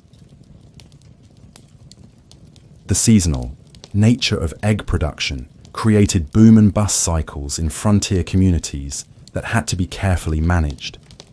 During spring and summer, when daylight hours were long and food was plentiful, hens would lay regularly and eggs might be relatively common. During winter months, production would drop dramatically or cease entirely, making eggs precious commodities that were carefully rationed and jealously guarded. Understanding these seasonal patterns was crucial for successful chicken keeping and meal planning. Experienced chicken keepers learned to preserve eggs during peak production periods to provide protein during lean winter months. Various preservation techniques were employed, including storing eggs in salt, lime water, or other preservative solutions. Many frontier cooks became expert at judging egg quality without modern testing methods, developing skills that allowed them to assess freshness and safety by visual inspection. They learned to identify fresh eggs by their weight, the clarity of their whites, and the firmness of their yolks. This knowledge was essential for food safety and customer satisfaction. Questionable eggs might be used in baking where their quality was less apparent, while only the freshest eggs were served on their own. Experienced cooks could often salvage slightly older eggs by using them in dishes where off flavors would be masked by other ingredients.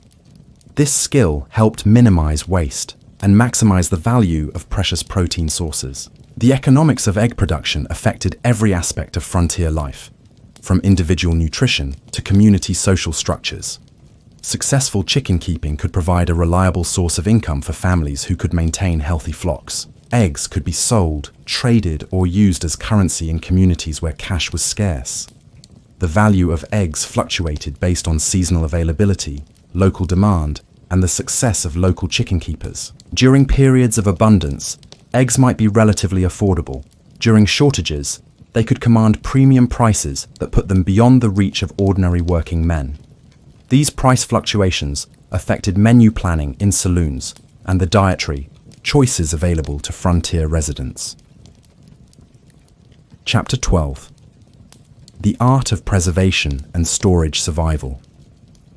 On the frontier demanded mastery of food preservation techniques that could extend the life of perishable ingredients in conditions where spoilage meant hunger and waste could mean death. Frontier cooks became alchemists of preservation, transforming fresh foods into stable, long-lasting provisions, using methods that were both ancient and ingenious, passed down through generations and adapted to the harsh realities of life in untamed country.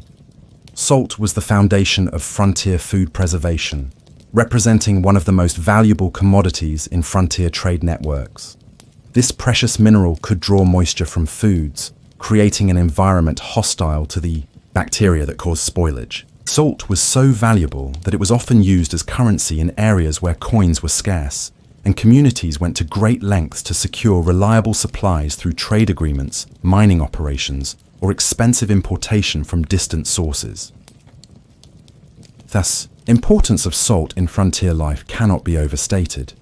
Without adequate salt supplies, communities faced starvation as their food stores spoiled faster than they could be consumed. Wars were fought over salt deposits, trade routes were established to transport it, and fortunes were made by those who could control its distribution. Every grain of salt was precious and used carefully to maximize its preservation power. Salt could be obtained from several sources, each with its own advantages and challenges.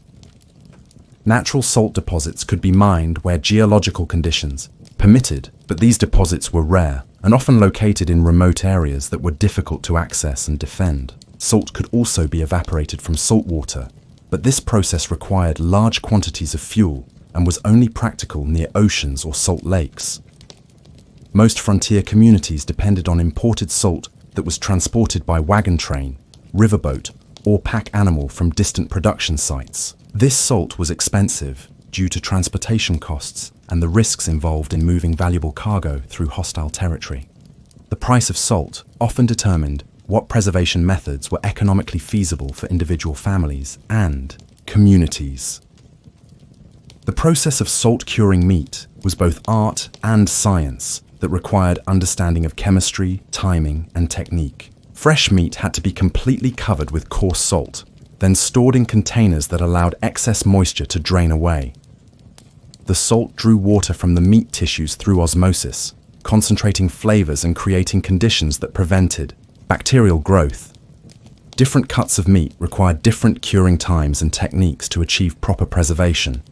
Thick cuts needed longer curing periods and sometimes required injection of salt solutions to ensure penetration to the center. Thin cuts could be cured more quickly, but were more prone to over-salting if left too long. The process had to be monitored carefully to ensure complete preservation without making the meat inedibly salty.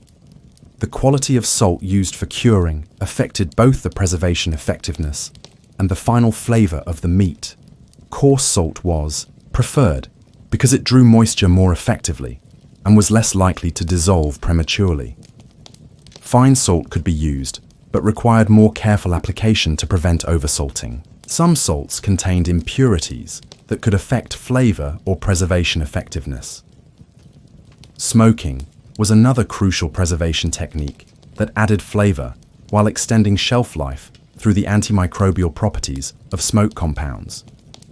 Frontier smoking was done in simple structures, often just a wooden framework covered with hides or canvas to contain the smoke. The key was maintaining the right temperature, hot enough to partially cook the meat, but not so hot as to dry it out completely. The smoking process required different techniques for different types of meat and desired preservation levels. Cold smoking, done at temperatures below 90 degrees Fahrenheit, could preserve meat for months, but required careful control to prevent spoilage during the long process. Hot smoking, done at higher temperatures, cooked the meat while smoking it, but didn't provide as much preservation benefit.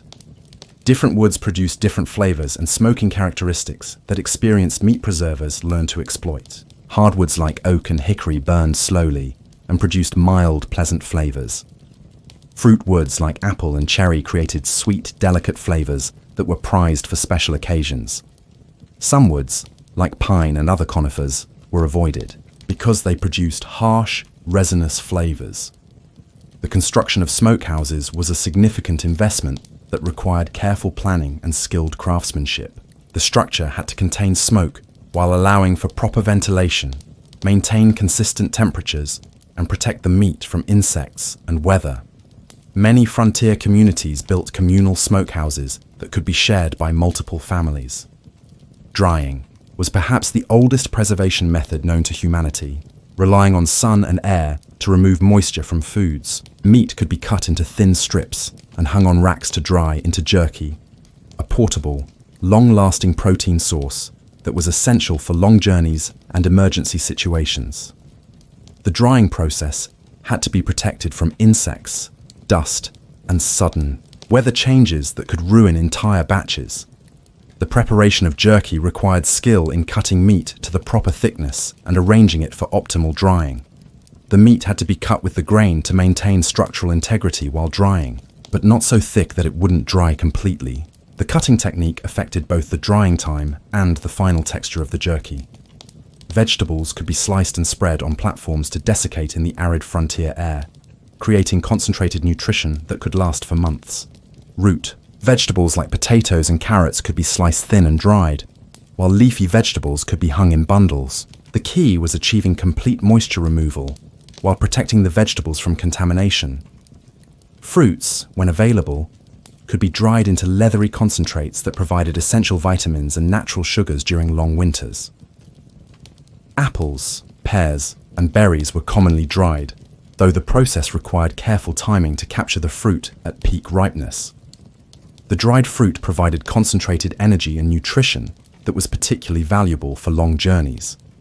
Fat served as both a preservation medium and a valuable source of calories that was essential for survival in harsh frontier conditions. Rendered fat could be used to seal cooked meats in crocks, creating an anaerobic environment that prevented spoilage. This method, known as potting, could preserve meat for months if done properly and stored in cool conditions. The rendering process required careful heating to extract fat from tissue without burning it or creating off flavors. Different types of fat had different characteristics.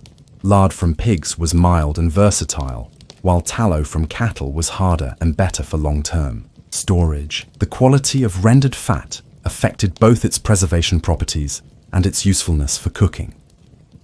Potted meats were prepared by cooking meat thoroughly, then sealing it under a layer of fat in ceramic crocks or other containers.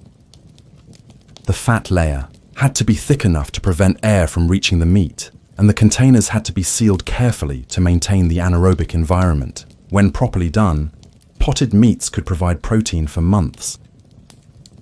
Fermentation was a more complex preservation technique that required skill and experience to execute successfully. Sauerkraut, made from cabbage and salt, provided essential vitamins during long winters when fresh vegetables were unavailable. The fermentation process created lactic acid that preserved the cabbage while maintaining much of its nutritional value. The sauerkraut making process required careful attention to salt ratios, temperature control, and cleanliness to ensure successful fermentation. Too little salt would allow harmful bacteria to spoil the cabbage, while too much salt would prevent fermentation entirely. The process took several weeks and required monitoring to ensure proper development.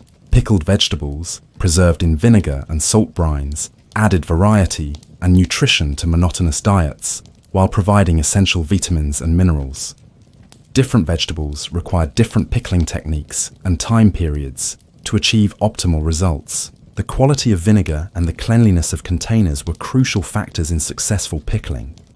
Some frontier communities even experimented with fermenting meat and fish, though these techniques were riskier and less commonly practiced. Fermented fish was used in some areas where fishing was productive, but the process required extensive knowledge to avoid dangerous spoilage. These advanced preservation techniques were usually practiced only by people with specific cultural knowledge.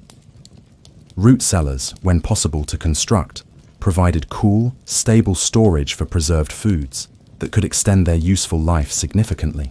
These underground chambers maintained relatively constant temperatures and humidity levels that were ideal for storing salted meats, pickled vegetables, and other preserved goods. Building a proper root cellar required investment in time and materials that many frontier settlements couldn't afford.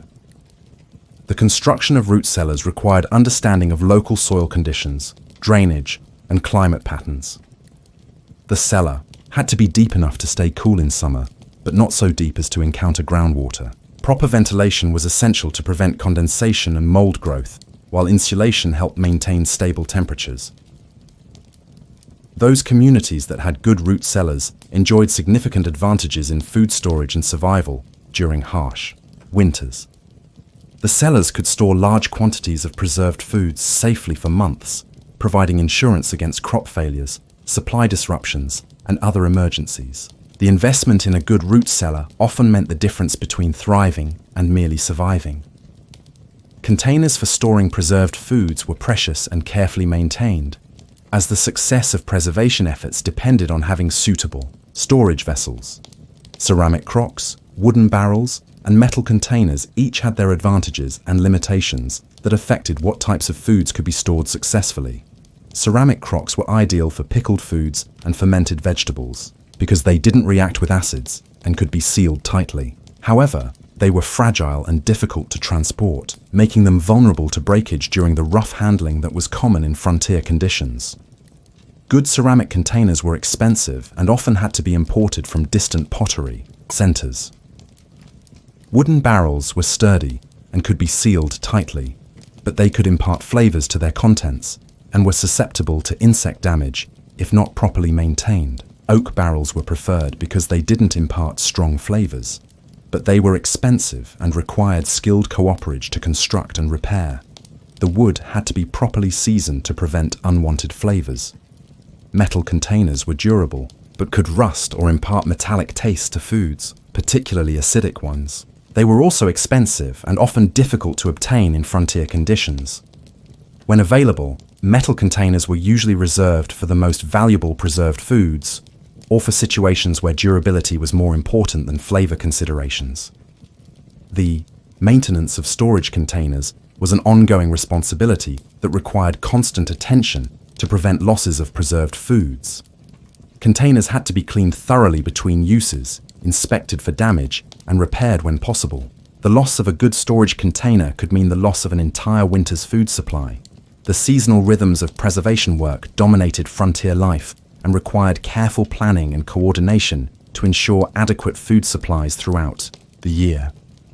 Summer was the time for intense preservation activity, when fresh foods were abundant and weather conditions were ideal for drying and smoking. The long daylight hours and warm temperatures provided optimal conditions for most preservation techniques. Autumn brought hunting seasons when large quantities of meat needed to be processed quickly before spoilage could occur. This was also the time for processing late-season vegetables and preparing for winter storage. The work was intense and required the cooperation of entire communities to process large quantities of food in short time periods. Winter was the season of careful rationing and hoping that preserved foods would last until spring brought fresh alternatives. The preserved foods had to be monitored for signs of spoilage and used in order of their expected storage life. This period tested both the effectiveness of preservation techniques and the planning skills of those who had prepared the food stores.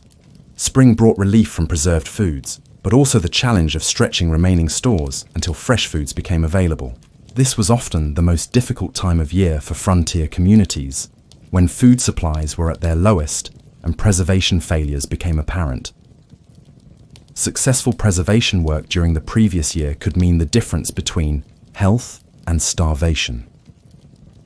Quality control in food preservation was a matter of survival that required constant vigilance and careful attention to detail. Spoiled preserved foods could cause serious illness or death, and frontier communities couldn't afford to lose valuable protein sources to improper preservation techniques. Experienced preservers learned to recognize the signs of successful preservation and to identify problems before they became dangerous. The signs of successful preservation included proper color, texture, smell, and taste that indicated food would keep safely for its intended storage period. Meat should maintain good color without green or gray tints, firm texture without sliminess, and pleasant smell without off odors.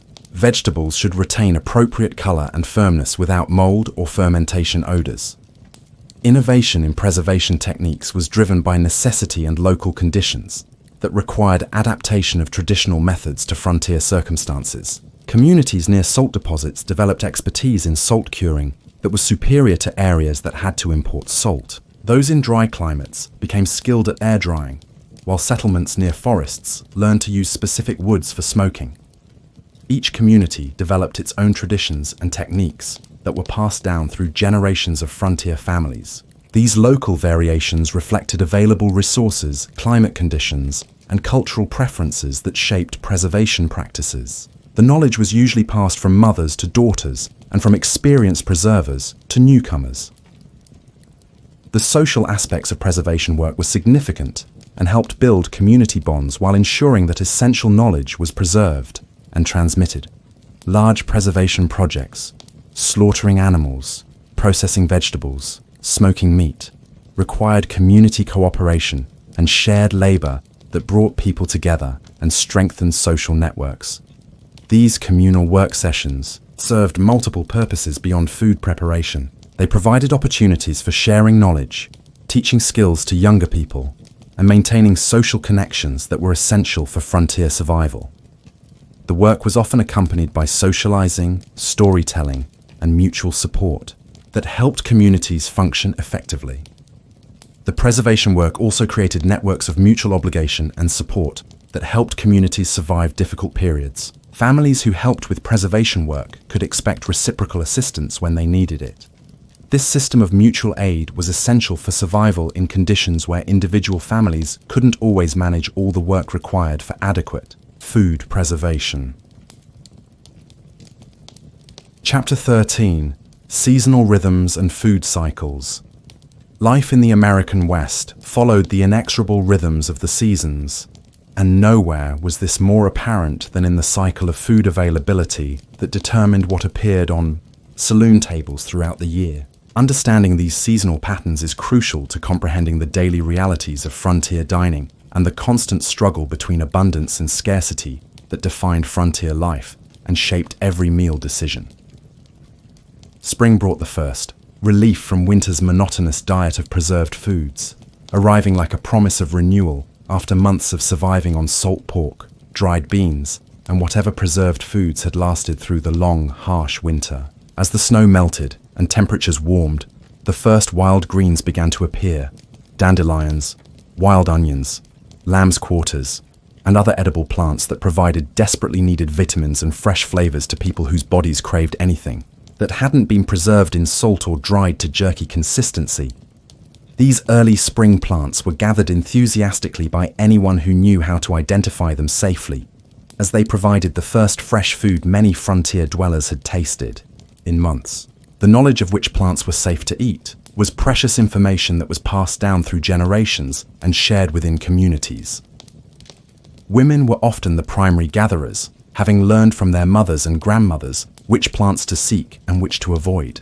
The gathering process required skill and timing, as many wild plants were only good to eat during specific periods of their growth cycle. Young dandelion leaves were tender and mild, while older leaves were bitter and tough. Wild onions had to be distinguished from similar-looking plants that could be poisonous. The timing of gathering was crucial. Too early, and the plants might not be fully developed. Too late, and they might be too mature to be palatable. Wild garlic, ramps, and other early spring plants provided pungent flavors that could wake up taste buds that had been deadened by months of bland preserved foods. These plants were often the first ingredients that could add real flavor to beans and stews, transforming monotonous survival food into something approaching cuisine. The spring hunting season brought opportunities for fresh meat as wildlife emerged from winter hiding places and began moving in search of food and mates. Migrating birds provided temporary abundance for communities along major flyways, with ducks, geese, and other waterfowl stopping to rest and feed during their journeys north. These migrations were predictable but brief, requiring communities to be ready to take advantage of the opportunities when they arose. Fish began to run in rivers and streams as ice broke up and water levels rose from snowmelt, providing another source of fresh protein after the long winter drought. These fish runs were often spectacular events that could provide enormous quantities of protein in short periods. Communities near major rivers would organize fishing expeditions that involved entire settlements working together to catch and process as many fish as possible. Deer and elk, weakened by harsh winters and limited food supplies, were sometimes easier to hunt as they searched for early grazing opportunities in areas where snow had melted. The animals were often thin after winter, but still provided welcome fresh meat. Hunting success depended on the skills of local hunters and the severity of the preceding winter. But spring was also a time of particular hardship, known as the hunger gap, when preserved foods from the previous year were running low and new crops hadn't yet matured. This period was when frontier communities were most vulnerable to food shortages and starvation, as their carefully rationed stores were depleted and fresh alternatives weren't yet available in sufficient quantities. Saloons might find themselves serving increasingly creative combinations of ingredients as they stretched their remaining supplies to last until summer brought fresh alternatives. Cooks had to be particularly resourceful during this period, finding ways to make small quantities of remaining preserved foods feed large numbers of hungry customers. The hunger gap was a test of both preservation skills and community cooperation. Communities that had preserved food effectively during the previous year could survive the spring shortage more easily. Those that had not preserved enough food, or whose preservation efforts had failed, faced genuine hardship that could threaten survival. Summer represented the peak season for fresh food availability and was eagerly anticipated after the privations of winter and spring. Wild fruits and berries ripened throughout the countryside. Service berries, wild plums, gooseberries, blackberries, and various regional specialties that provided both immediate nutrition and opportunities for preservation. These fruits were consumed fresh when possible and preserved frantically when abundant, as they provided essential vitamins and variety to frontier diets. The fruit gathering season was often a community affair that brought families together for expeditions to productive areas. Children were particularly valuable for berry picking, as their small size allowed them to reach berries that adults couldn't access. The work was often accompanied by socializing and storytelling that made the labor more enjoyable. Different fruits ripened at different times throughout the summer, providing a succession of fresh foods that helped sustain communities through the growing season. Early berries like strawberries and service berries were followed by cherries, plums, and later berries like blackberries and huckleberries. This succession required careful timing to take advantage of each fruit as it reached peak ripeness. Vegetable gardens, where they could be maintained, reached their productive peak during summer months. Communities with access to water and suitable soil could grow potatoes, onions, carrots, beans, squash, and other staples that provided fresh nutrition and variety to frontier diets. These fresh vegetables were treasures in frontier communities, often commanding premium prices and being reserved for special occasions or important customers. Garden maintenance required constant attention during the growing season, as crops had to be protected from drought, insects, diseases, and animal pests, irrigation was often necessary in arid regions, requiring access to water sources and the labor to transport water to growing areas. The success of gardens often determined whether communities would have adequate nutrition during the following winter. Summer was also the prime season for hunting and meat preservation, as game animals were at their fattest and healthiest after abundant spring and summer feeding. This was the time when communities could obtain the meat that would sustain them through the winter months. The hunting was often organized as community efforts that required cooperation and shared labor. The cattle drives that brought beef to frontier markets typically took place during summer months when weather was favorable for long-distance travel. These drives occasionally provided fresh beef to communities along their routes, creating temporary abundance that was celebrated and remembered long after the herds had passed. The arrival of a cattle drive could transform the food situation in a frontier town overnight. Autumn brought the final harvest season and the most intensive period of food preservation activity. This was when communities worked frantically to prepare for winter, processing whatever fresh foods were available and creating the preserved supplies that would sustain them through the cold months ahead. The success of autumn preservation work often determined whether communities would survive the winter in good health or face starvation. Wild nuts, walnuts, hickory nuts, pecans, acorns where they could be processed safely, provided concentrated nutrition and calories that were essential for surviving winter. These nuts could be gathered in large quantities during good years and stored for months if kept dry and protected from insects and rodents. The gathering required timing and knowledge of the best locations and techniques. Acorns required special processing to remove bitter tannins before they could be eaten, but they provided large quantities of nutritious flour when properly prepared. The processing was labor-intensive, but could provide essential carbohydrates during winter months. Native American communities had developed sophisticated techniques for acorn processing that some frontier settlers learned to use.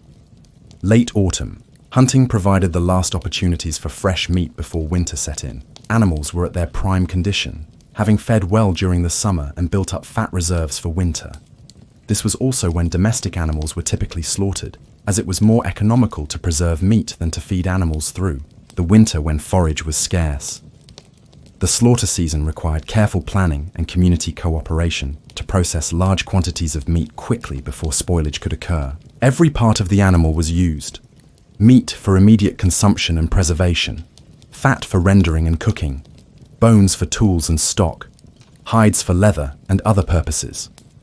Winter was the season of rationing and careful resource management, when communities survived on their preserved stores and whatever fresh food could be obtained through hunting or other means. Fresh foods were almost entirely unavailable, except for occasional hunting successes, and communities had to rely entirely on the preserved foods they had accumulated during the productive seasons.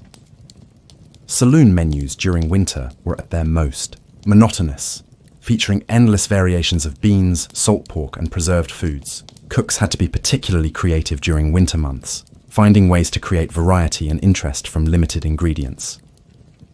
This was when spices and seasonings were most precious, as they could transform mundane preserved foods into something approaching appetizing. The psychological aspects of winter eating were as important as the nutritional ones. The monotony of preserved foods could affect morale and mental health, making it important for cooks to find ways to create variety and interest in their limited repertoire. Small touches like varying the preparation methods or adding different seasonings could make significant differences in customer satisfaction.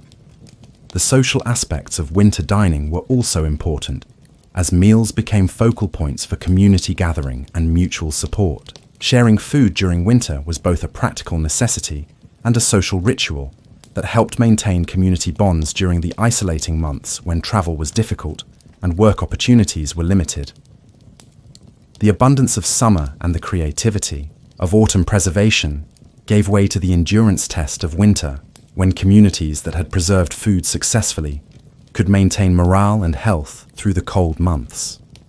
Those that had not faced hunger, malnutrition, and the social tensions that came with scarcity, weather variations could dramatically alter these seasonal patterns in ways that affected entire communities. Early freezes could destroy autumn harvests before they could be gathered or preserved. Late springs could extend the hunger gap and delay the availability of fresh foods. Droughts could eliminate wild foods and reduce hunting opportunities. Successful frontier communities learned to plan for these variations and maintain reserve supplies for particularly challenging years.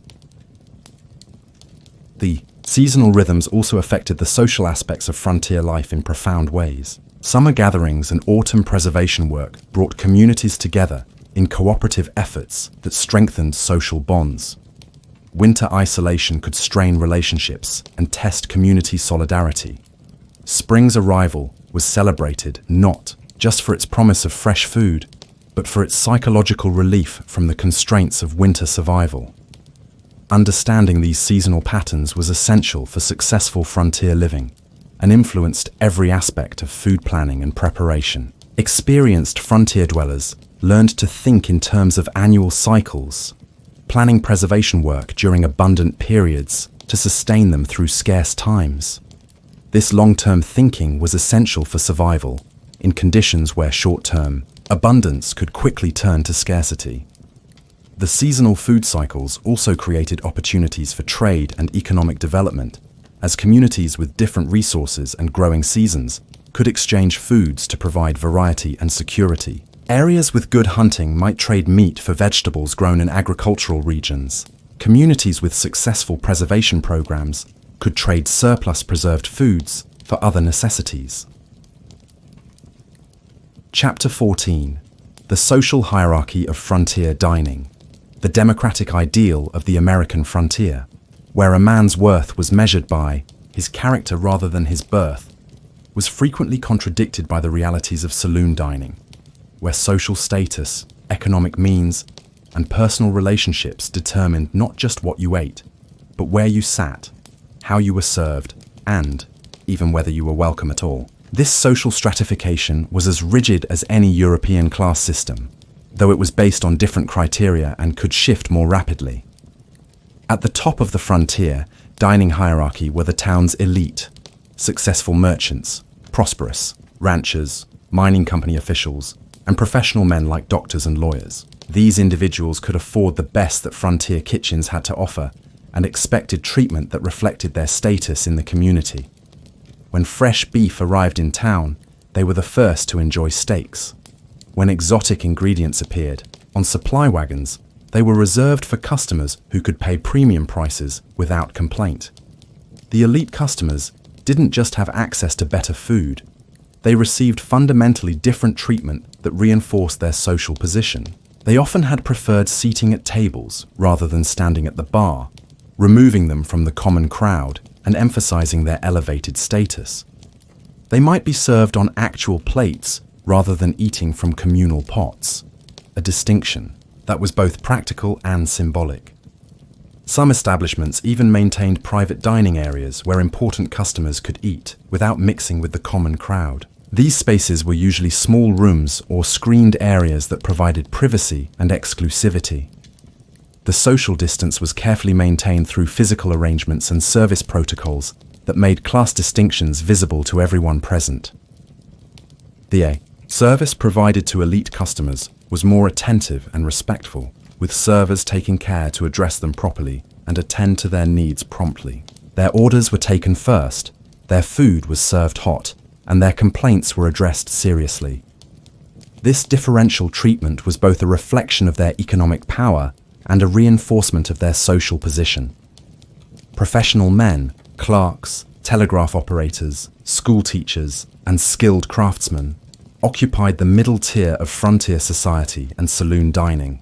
They represented the emerging middle class of frontier communities, earning regular wages but lacking the wealth and influence of the town elite. They could afford better than beans and salt pork, but couldn't command the premium treatment given to the wealthy elite. These middle-tier customers might enjoy fresh meat occasionally, particularly during community celebrations, or when they had received their monthly wages. They had access to better cuts of meat than common laborers, but not the prime portions reserved for the wealthy. Their treatment was courteous but not deferential, reflecting their intermediate position in the social hierarchy. The middle tier, also included traveling merchants, cattle buyers, and other business people whose wealth was temporary or uncertain. These individuals might receive elite treatment while they had money to spend, but their status could change rapidly based on their business success or failure. The fluidity of their position reflected the volatile nature of frontier economics. Professional. Men often formed informal associations that gave them collective influence in frontier communities. Teachers, clerks, and skilled craftsmen might organize social clubs or professional organizations that enhanced their status and provided mutual support. These organizations sometimes negotiated group arrangements with saloons and restaurants for regular meals at reduced prices. The vast majority of saloon customers were working men, cowboys, miners, laborers, and drifters who formed the backbone of frontier society. Their dining options were limited by both income and social status, restricting them to basic fare that provided necessary calories without luxury or refinement. They ate beans, salt pork, and stew, standing at communal bars or sitting at shared tables where conversation was limited and privacy non-existent. Working men's meals were functional rather than enjoyable, providing fuel for hard physical labor, without pretense of sophistication. Service was functional rather than gracious, with servers focusing on efficiency rather than customer satisfaction. Complaints about food quality were neither expected nor welcome, as these customers were expected to be grateful for whatever they received. The treatment of working men reflected both economic realities and social attitudes that viewed manual labor as inherently less valuable than other forms of work. They were served last, received smaller portions, and were expected to eat quickly and leave to make room for other customers. Their money was welcome, but their presence was merely tolerated. Cowboys, despite their romanticized image in popular culture, were often at the bottom of the frontier social hierarchy. They were typically young, unmarried men with little education and few possessions beyond their horses and saddles. In saloons, they were served basic fare and expected to cause minimal trouble while spending their money quickly. The transient nature of cowboy work contributed to their low social status, as they were seen as temporary residents who had no stake in community development. Their rough manners, limited education, and association with violence made them unwelcome in more refined establishments. Even in saloons that catered to working men, cowboys were often viewed with suspicion and disdain. However, cowboys with steady employment on successful ranches might enjoy somewhat higher status than drifters and seasonal workers. Those who had proven their reliability and skill could sometimes command better treatment and access to credit that allowed them to eat better during lean periods. At the very bottom of the social hierarchy were the unemployed, the disabled, and the desperately poor. These individuals might be allowed to eat leftovers or given charity meals, but they were often excluded entirely from establishments that catered to paying customers. Their presence was seen as bad for business and potentially dangerous for other customers.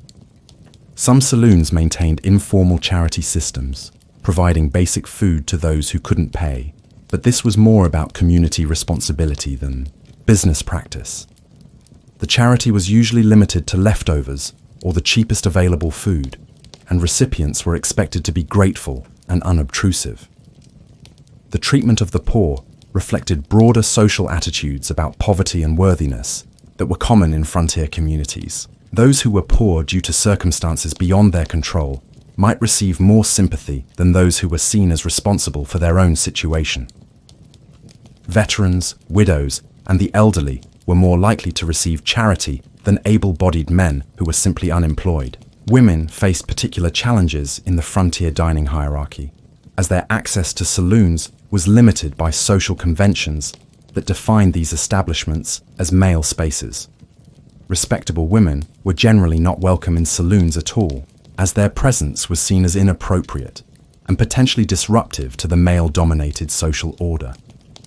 The women who did frequent saloons, prostitutes, dance hall girls, and women of questionable reputation, occupied a complex social position that varied depending on their relationship with the establishment and its clientele. Some were employees who had access to meals as part of their compensation, while others were customers whose treatment depended on their ability to pay and their relationships with male patrons. Female saloon employees often received meals as part of their employment arrangements, but the quality and quantity of these meals reflected their low status within the establishment. They might eat the same food as customers, but were usually served separately, and after paying, customers had been accommodated. The few women who worked in saloon kitchens held positions that were both essential and marginalized.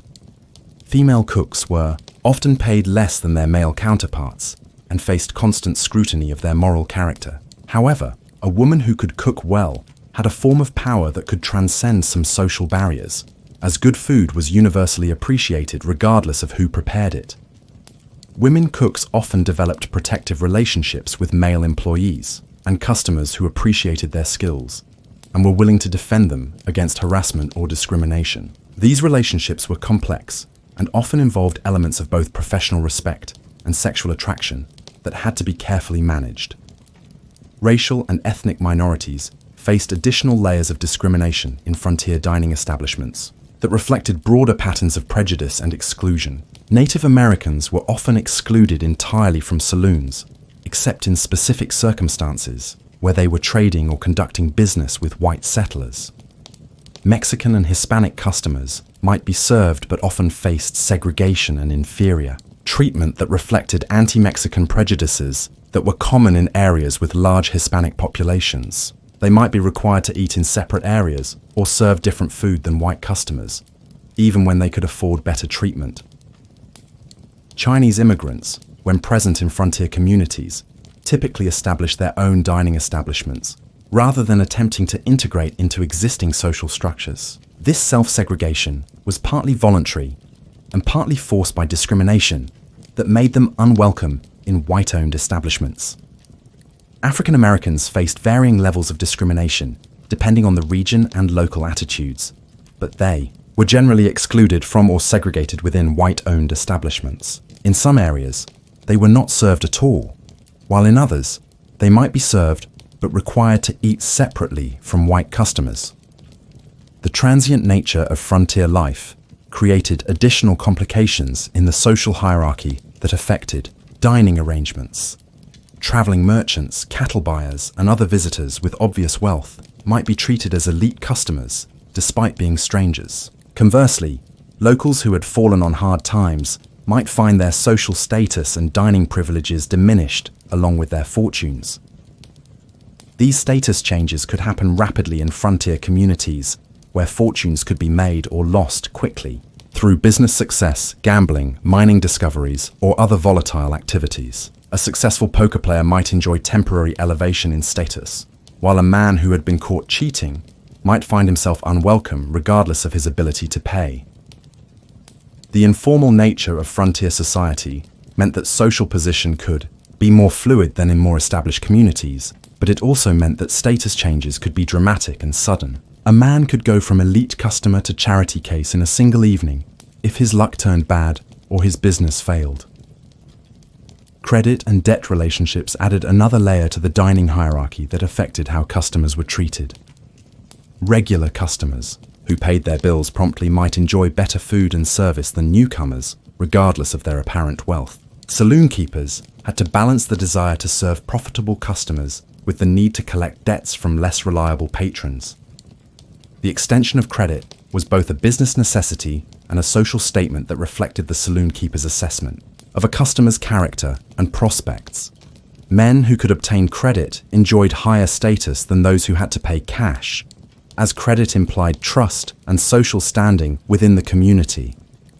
Debt collection was a delicate matter that could affect social relationships and business reputation. Saloon keepers who were too aggressive in collecting debts might lose customers, while those who were too lenient might face financial ruin. The management of credit relationships required skill and judgment that successful saloon keepers learned to develop.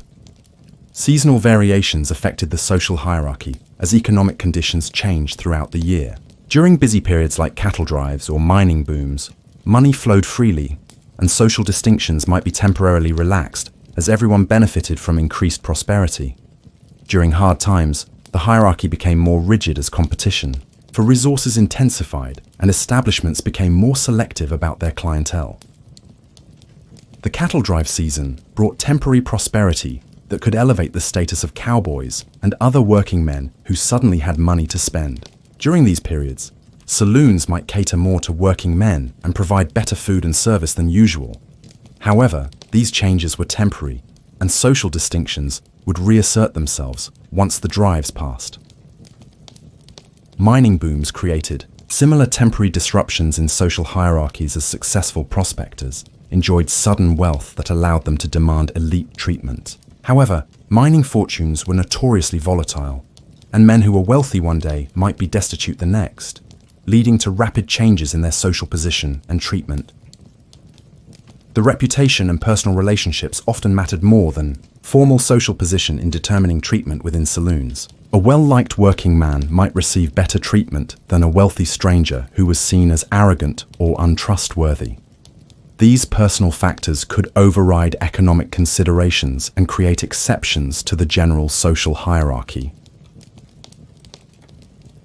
Local politics and business relationships also affected dining arrangements as saloon keepers sought to maintain good relationships with influential community members. A man who held political office or controlled important business interests might receive elite treatment regardless of his personal wealth, while those who had conflicts with the saloon keeper might find themselves unwelcome. The social hierarchy of frontier dining reflected broader patterns of inequality and discrimination that characterized frontier society, but it also created opportunities for social mobility that were less available in more established communities. A man who demonstrated success, reliability, and character could improve his social position and dining privileges over time, though the process was often slow and uncertain. Chapter 15. The Economics of Frontier. Food understanding the true cost of frontier dining requires examining not just the prices that appeared on handwritten menus, but the complex economic relationships that determined who could afford what, when they could afford it, and how food costs affected every aspect of frontier life. In a cash-poor economy where barter was common and credit essential, the simple act of buying a meal involved calculations that went far beyond counting coins. The cost of food on the frontier was influenced by factors that would seem foreign to modern consumers. Distance from supply sources could multiply prices dramatically. Flour that cost 50 cents in St. Louis might sell for $5 in a remote mining camp, and the price could fluctuate wildly based on the success or failure of supply wagons. Transportation costs, spoilage losses, and the risks of frontier commerce all contributed to price inflation that made even basic foods expensive relative to frontier wages. These transportation costs were not simply a matter of distance, but reflected the real dangers and difficulties of frontier travel. Supply wagons had to traverse hostile territory, where Indian attacks, bandit raids, and accidents could destroy entire loads. Rivers had to be forded, mountains crossed, and desert stretches navigated with limited water supplies. Each mile of difficult terrain added to the cost of goods. The seasonal nature of transportation also affected food prices dramatically. Winter weather could make some routes impassable for months at a time, creating shortages that drove prices to extraordinary levels. Spring floods could wash out roads and bridges, while summer droughts could make some routes too dangerous due to lack of water for animals and humans. Insurance was virtually non-existent for frontier commerce, meaning that merchants had to absorb the full cost of losses due to weather, accidents, or hostile action. These losses were factored into the prices of goods that did reach their destinations, creating a system where successful deliveries had to pay for unsuccessful ones. A working cowboy might earn $30 per month during peak season, but nothing during winter months when ranch work was scarce. For such a man, a restaurant meal costing 50 cents represented a significant portion of his daily income when he had any income at all.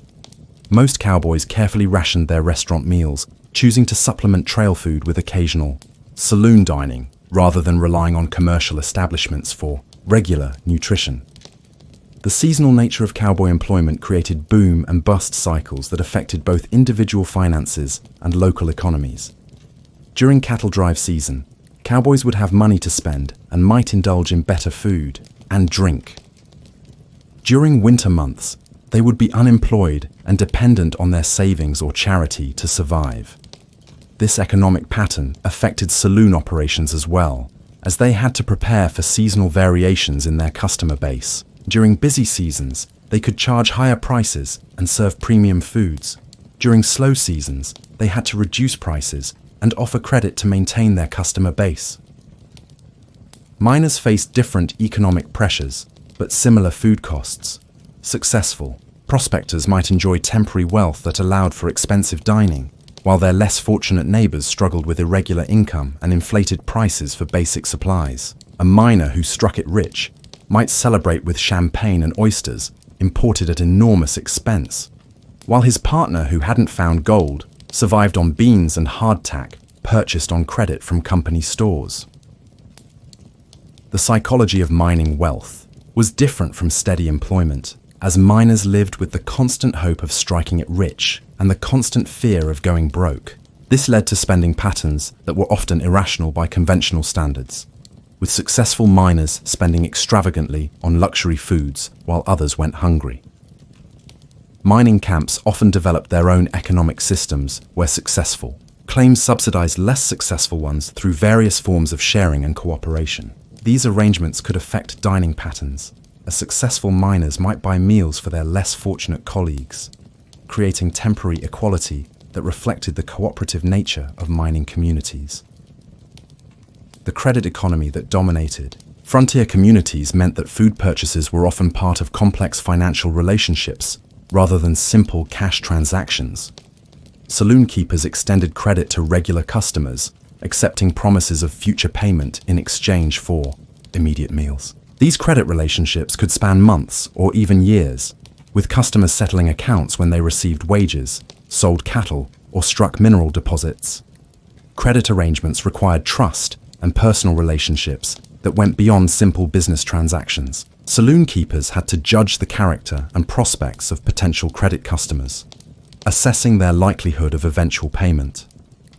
Customers had to maintain their reputation for honesty and reliability to preserve their access to credit. The management of credit relationships was one of the most challenging aspects of frontier business, requiring diplomatic skills and firm judgment. Saloon keepers who extended too much credit risked financial ruin, while those who were too restrictive might lose customers to competitors. The balance required understanding of local economic conditions and individual circumstances. Default on credit obligations could have serious social and economic consequences beyond simple financial loss. A man who failed to pay his debts might find himself excluded from further credit arrangements and shunned by the community. This social pressure provided incentive for debt repayment that was often more effective than legal remedies. Barter remained an important part of frontier food economics long after other sectors had converted to cash transactions. A rancher might trade beef for supplies. A farmer might exchange vegetables for manufactured goods, and a hunter might swap game for ammunition and tools. Saloons participated in these barter networks, accepting goods in payment for meals and using those goods to supply their kitchens or trade for other necessities. Barter transactions required skills in evaluation and negotiation that not all frontier residents possessed. The relative value of different goods could fluctuate based on availability, quality, and local demand. A successful barter transaction required understanding of market conditions and negotiating skills that could be as important as cash in obtaining necessary goods. The complexity of barter relationships could create disputes over the quality and value of traded goods. A farmer who traded vegetables for meals might find his produce rejected if it was of poor quality, while a hunter who provided game might expect premium treatment in return. These relationships required ongoing negotiation and mutual understanding. Seasonal variations in the availability of trade goods affected barter relationships throughout the year. During harvest season, agricultural products might be abundant and relatively cheap in barter transactions. During winter, when fresh foods were scarce, the same products might command premium prices or services. The seasonal nature of frontier work created boom and bust cycles that dramatically affected food economics in ways that modern people would find difficult to understand. During cattle drive season, cowboy wages created temporary prosperity that allowed for better dining and increased demand for restaurant services. During winter months, many working men faced unemployment and could afford only the cheapest foods, forcing restaurants to adjust their offerings and pricing. These seasonal fluctuations affected more than individual finances. They influenced the entire economic structure of frontier communities. Businesses had to plan for periods of prosperity and scarcity, maintaining reserves during good times to survive difficult periods. Restaurants and saloons had to adjust their menus and service levels to match seasonal demand patterns. The predictability of seasonal cycles allowed experienced frontier business operators to plan their operations accordingly. They knew when to stock up on expensive ingredients and when to focus on basic, affordable foods. This planning required capital reserves and business skills that separated successful operators from those who failed. Competition among food establishments was limited in most frontier towns, giving saloon keepers significant pricing power that they could use to maximize profits. A town with only one or two eating establishments could charge premium prices without fear of losing customers to competitors. However, excessive pricing could drive customers to cook for themselves or encourage competitors to enter the market. The limited competition was due partly to the capital requirements for establishing food service businesses and partly to the small size of most frontier communities. Opening a restaurant or saloon required significant investment in equipment, supplies, and facilities that many potential entrepreneurs couldn't afford. When competition did exist, it often focused on service quality and customer relationships rather than price competition. Establishments might compete by offering better food, more reliable service, or more attractive facilities rather than by lowering prices. This competition could benefit customers by improving overall quality, even if prices remained high.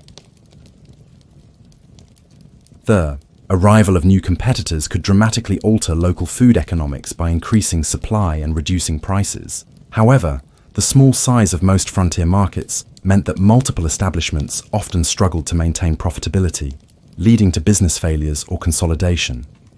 The quality-price relationship in frontier dining was complex and often counterintuitive by modern standards.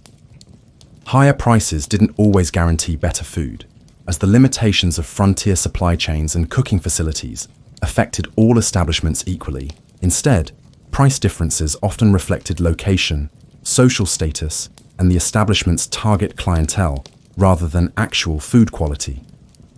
Premium pricing might reflect scarcity rather than quality, as establishments charged high prices for foods that were simply difficult to obtain rather than inherently superior. A plate of fresh vegetables might cost more than a steak, simply because vegetables were harder to transport and preserve than salt pork. The relationship between price and quality was also affected by the limited choices available to consumers. In communities with few dining options, customers might pay high prices for mediocre food simply because no alternatives existed. This situation allowed establishments to maintain high prices without corresponding improvements in quality. Customer expectations were often lower in frontier conditions, as people understood the challenges of providing quality food under difficult circumstances. A meal that would be considered poor quality in an established city might be acceptable in a frontier town where the alternatives were limited. Wages for food service workers were typically low, reflecting both the limited profit margins of frontier establishments and the low social status of service work. Cooks might earn $15 to $20 per month plus room and board, while waiters and kitchen helpers earned even less. These low wages contributed to high turnover and inconsistent service quality in many establishments. The low wages were partly due to the limited skills required for basic frontier cooking and service, but they also reflected social attitudes that devalued service work. Many food service workers were transient employees who worked temporarily while pursuing other opportunities, contributing to instability in the workforce. Some skilled cooks could command higher wages due to their ability to create appealing meals from limited ingredients. These individuals were valuable employees who could improve an establishment's reputation and customer base. However, such skilled workers were rare and often moved frequently in search of better opportunities. The working conditions in frontier food service were often harsh, with long hours, difficult working conditions, and demanding customers. The combination of low wages and poor working conditions made it difficult for establishments to maintain stable, experienced staff. The cost of establishing and operating a food service business on the frontier required significant capital investment. That was beyond the means of most potential entrepreneurs. Stoves, cooking equipment, tables, chairs, and initial food supplies could cost hundreds or even thousands of dollars. Building or renting suitable space added additional expenses that had to be recovered through profitable operations.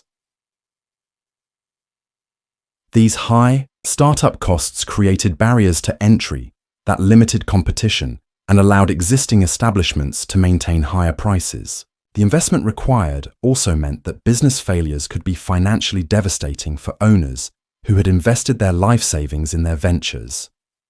The ongoing operating costs included not just food and labor, but also fuel for stoves, maintenance of equipment, and replacement of items that wore out or were damaged. These costs were often higher in frontier conditions where supplies were expensive and skilled repair services were unavailable.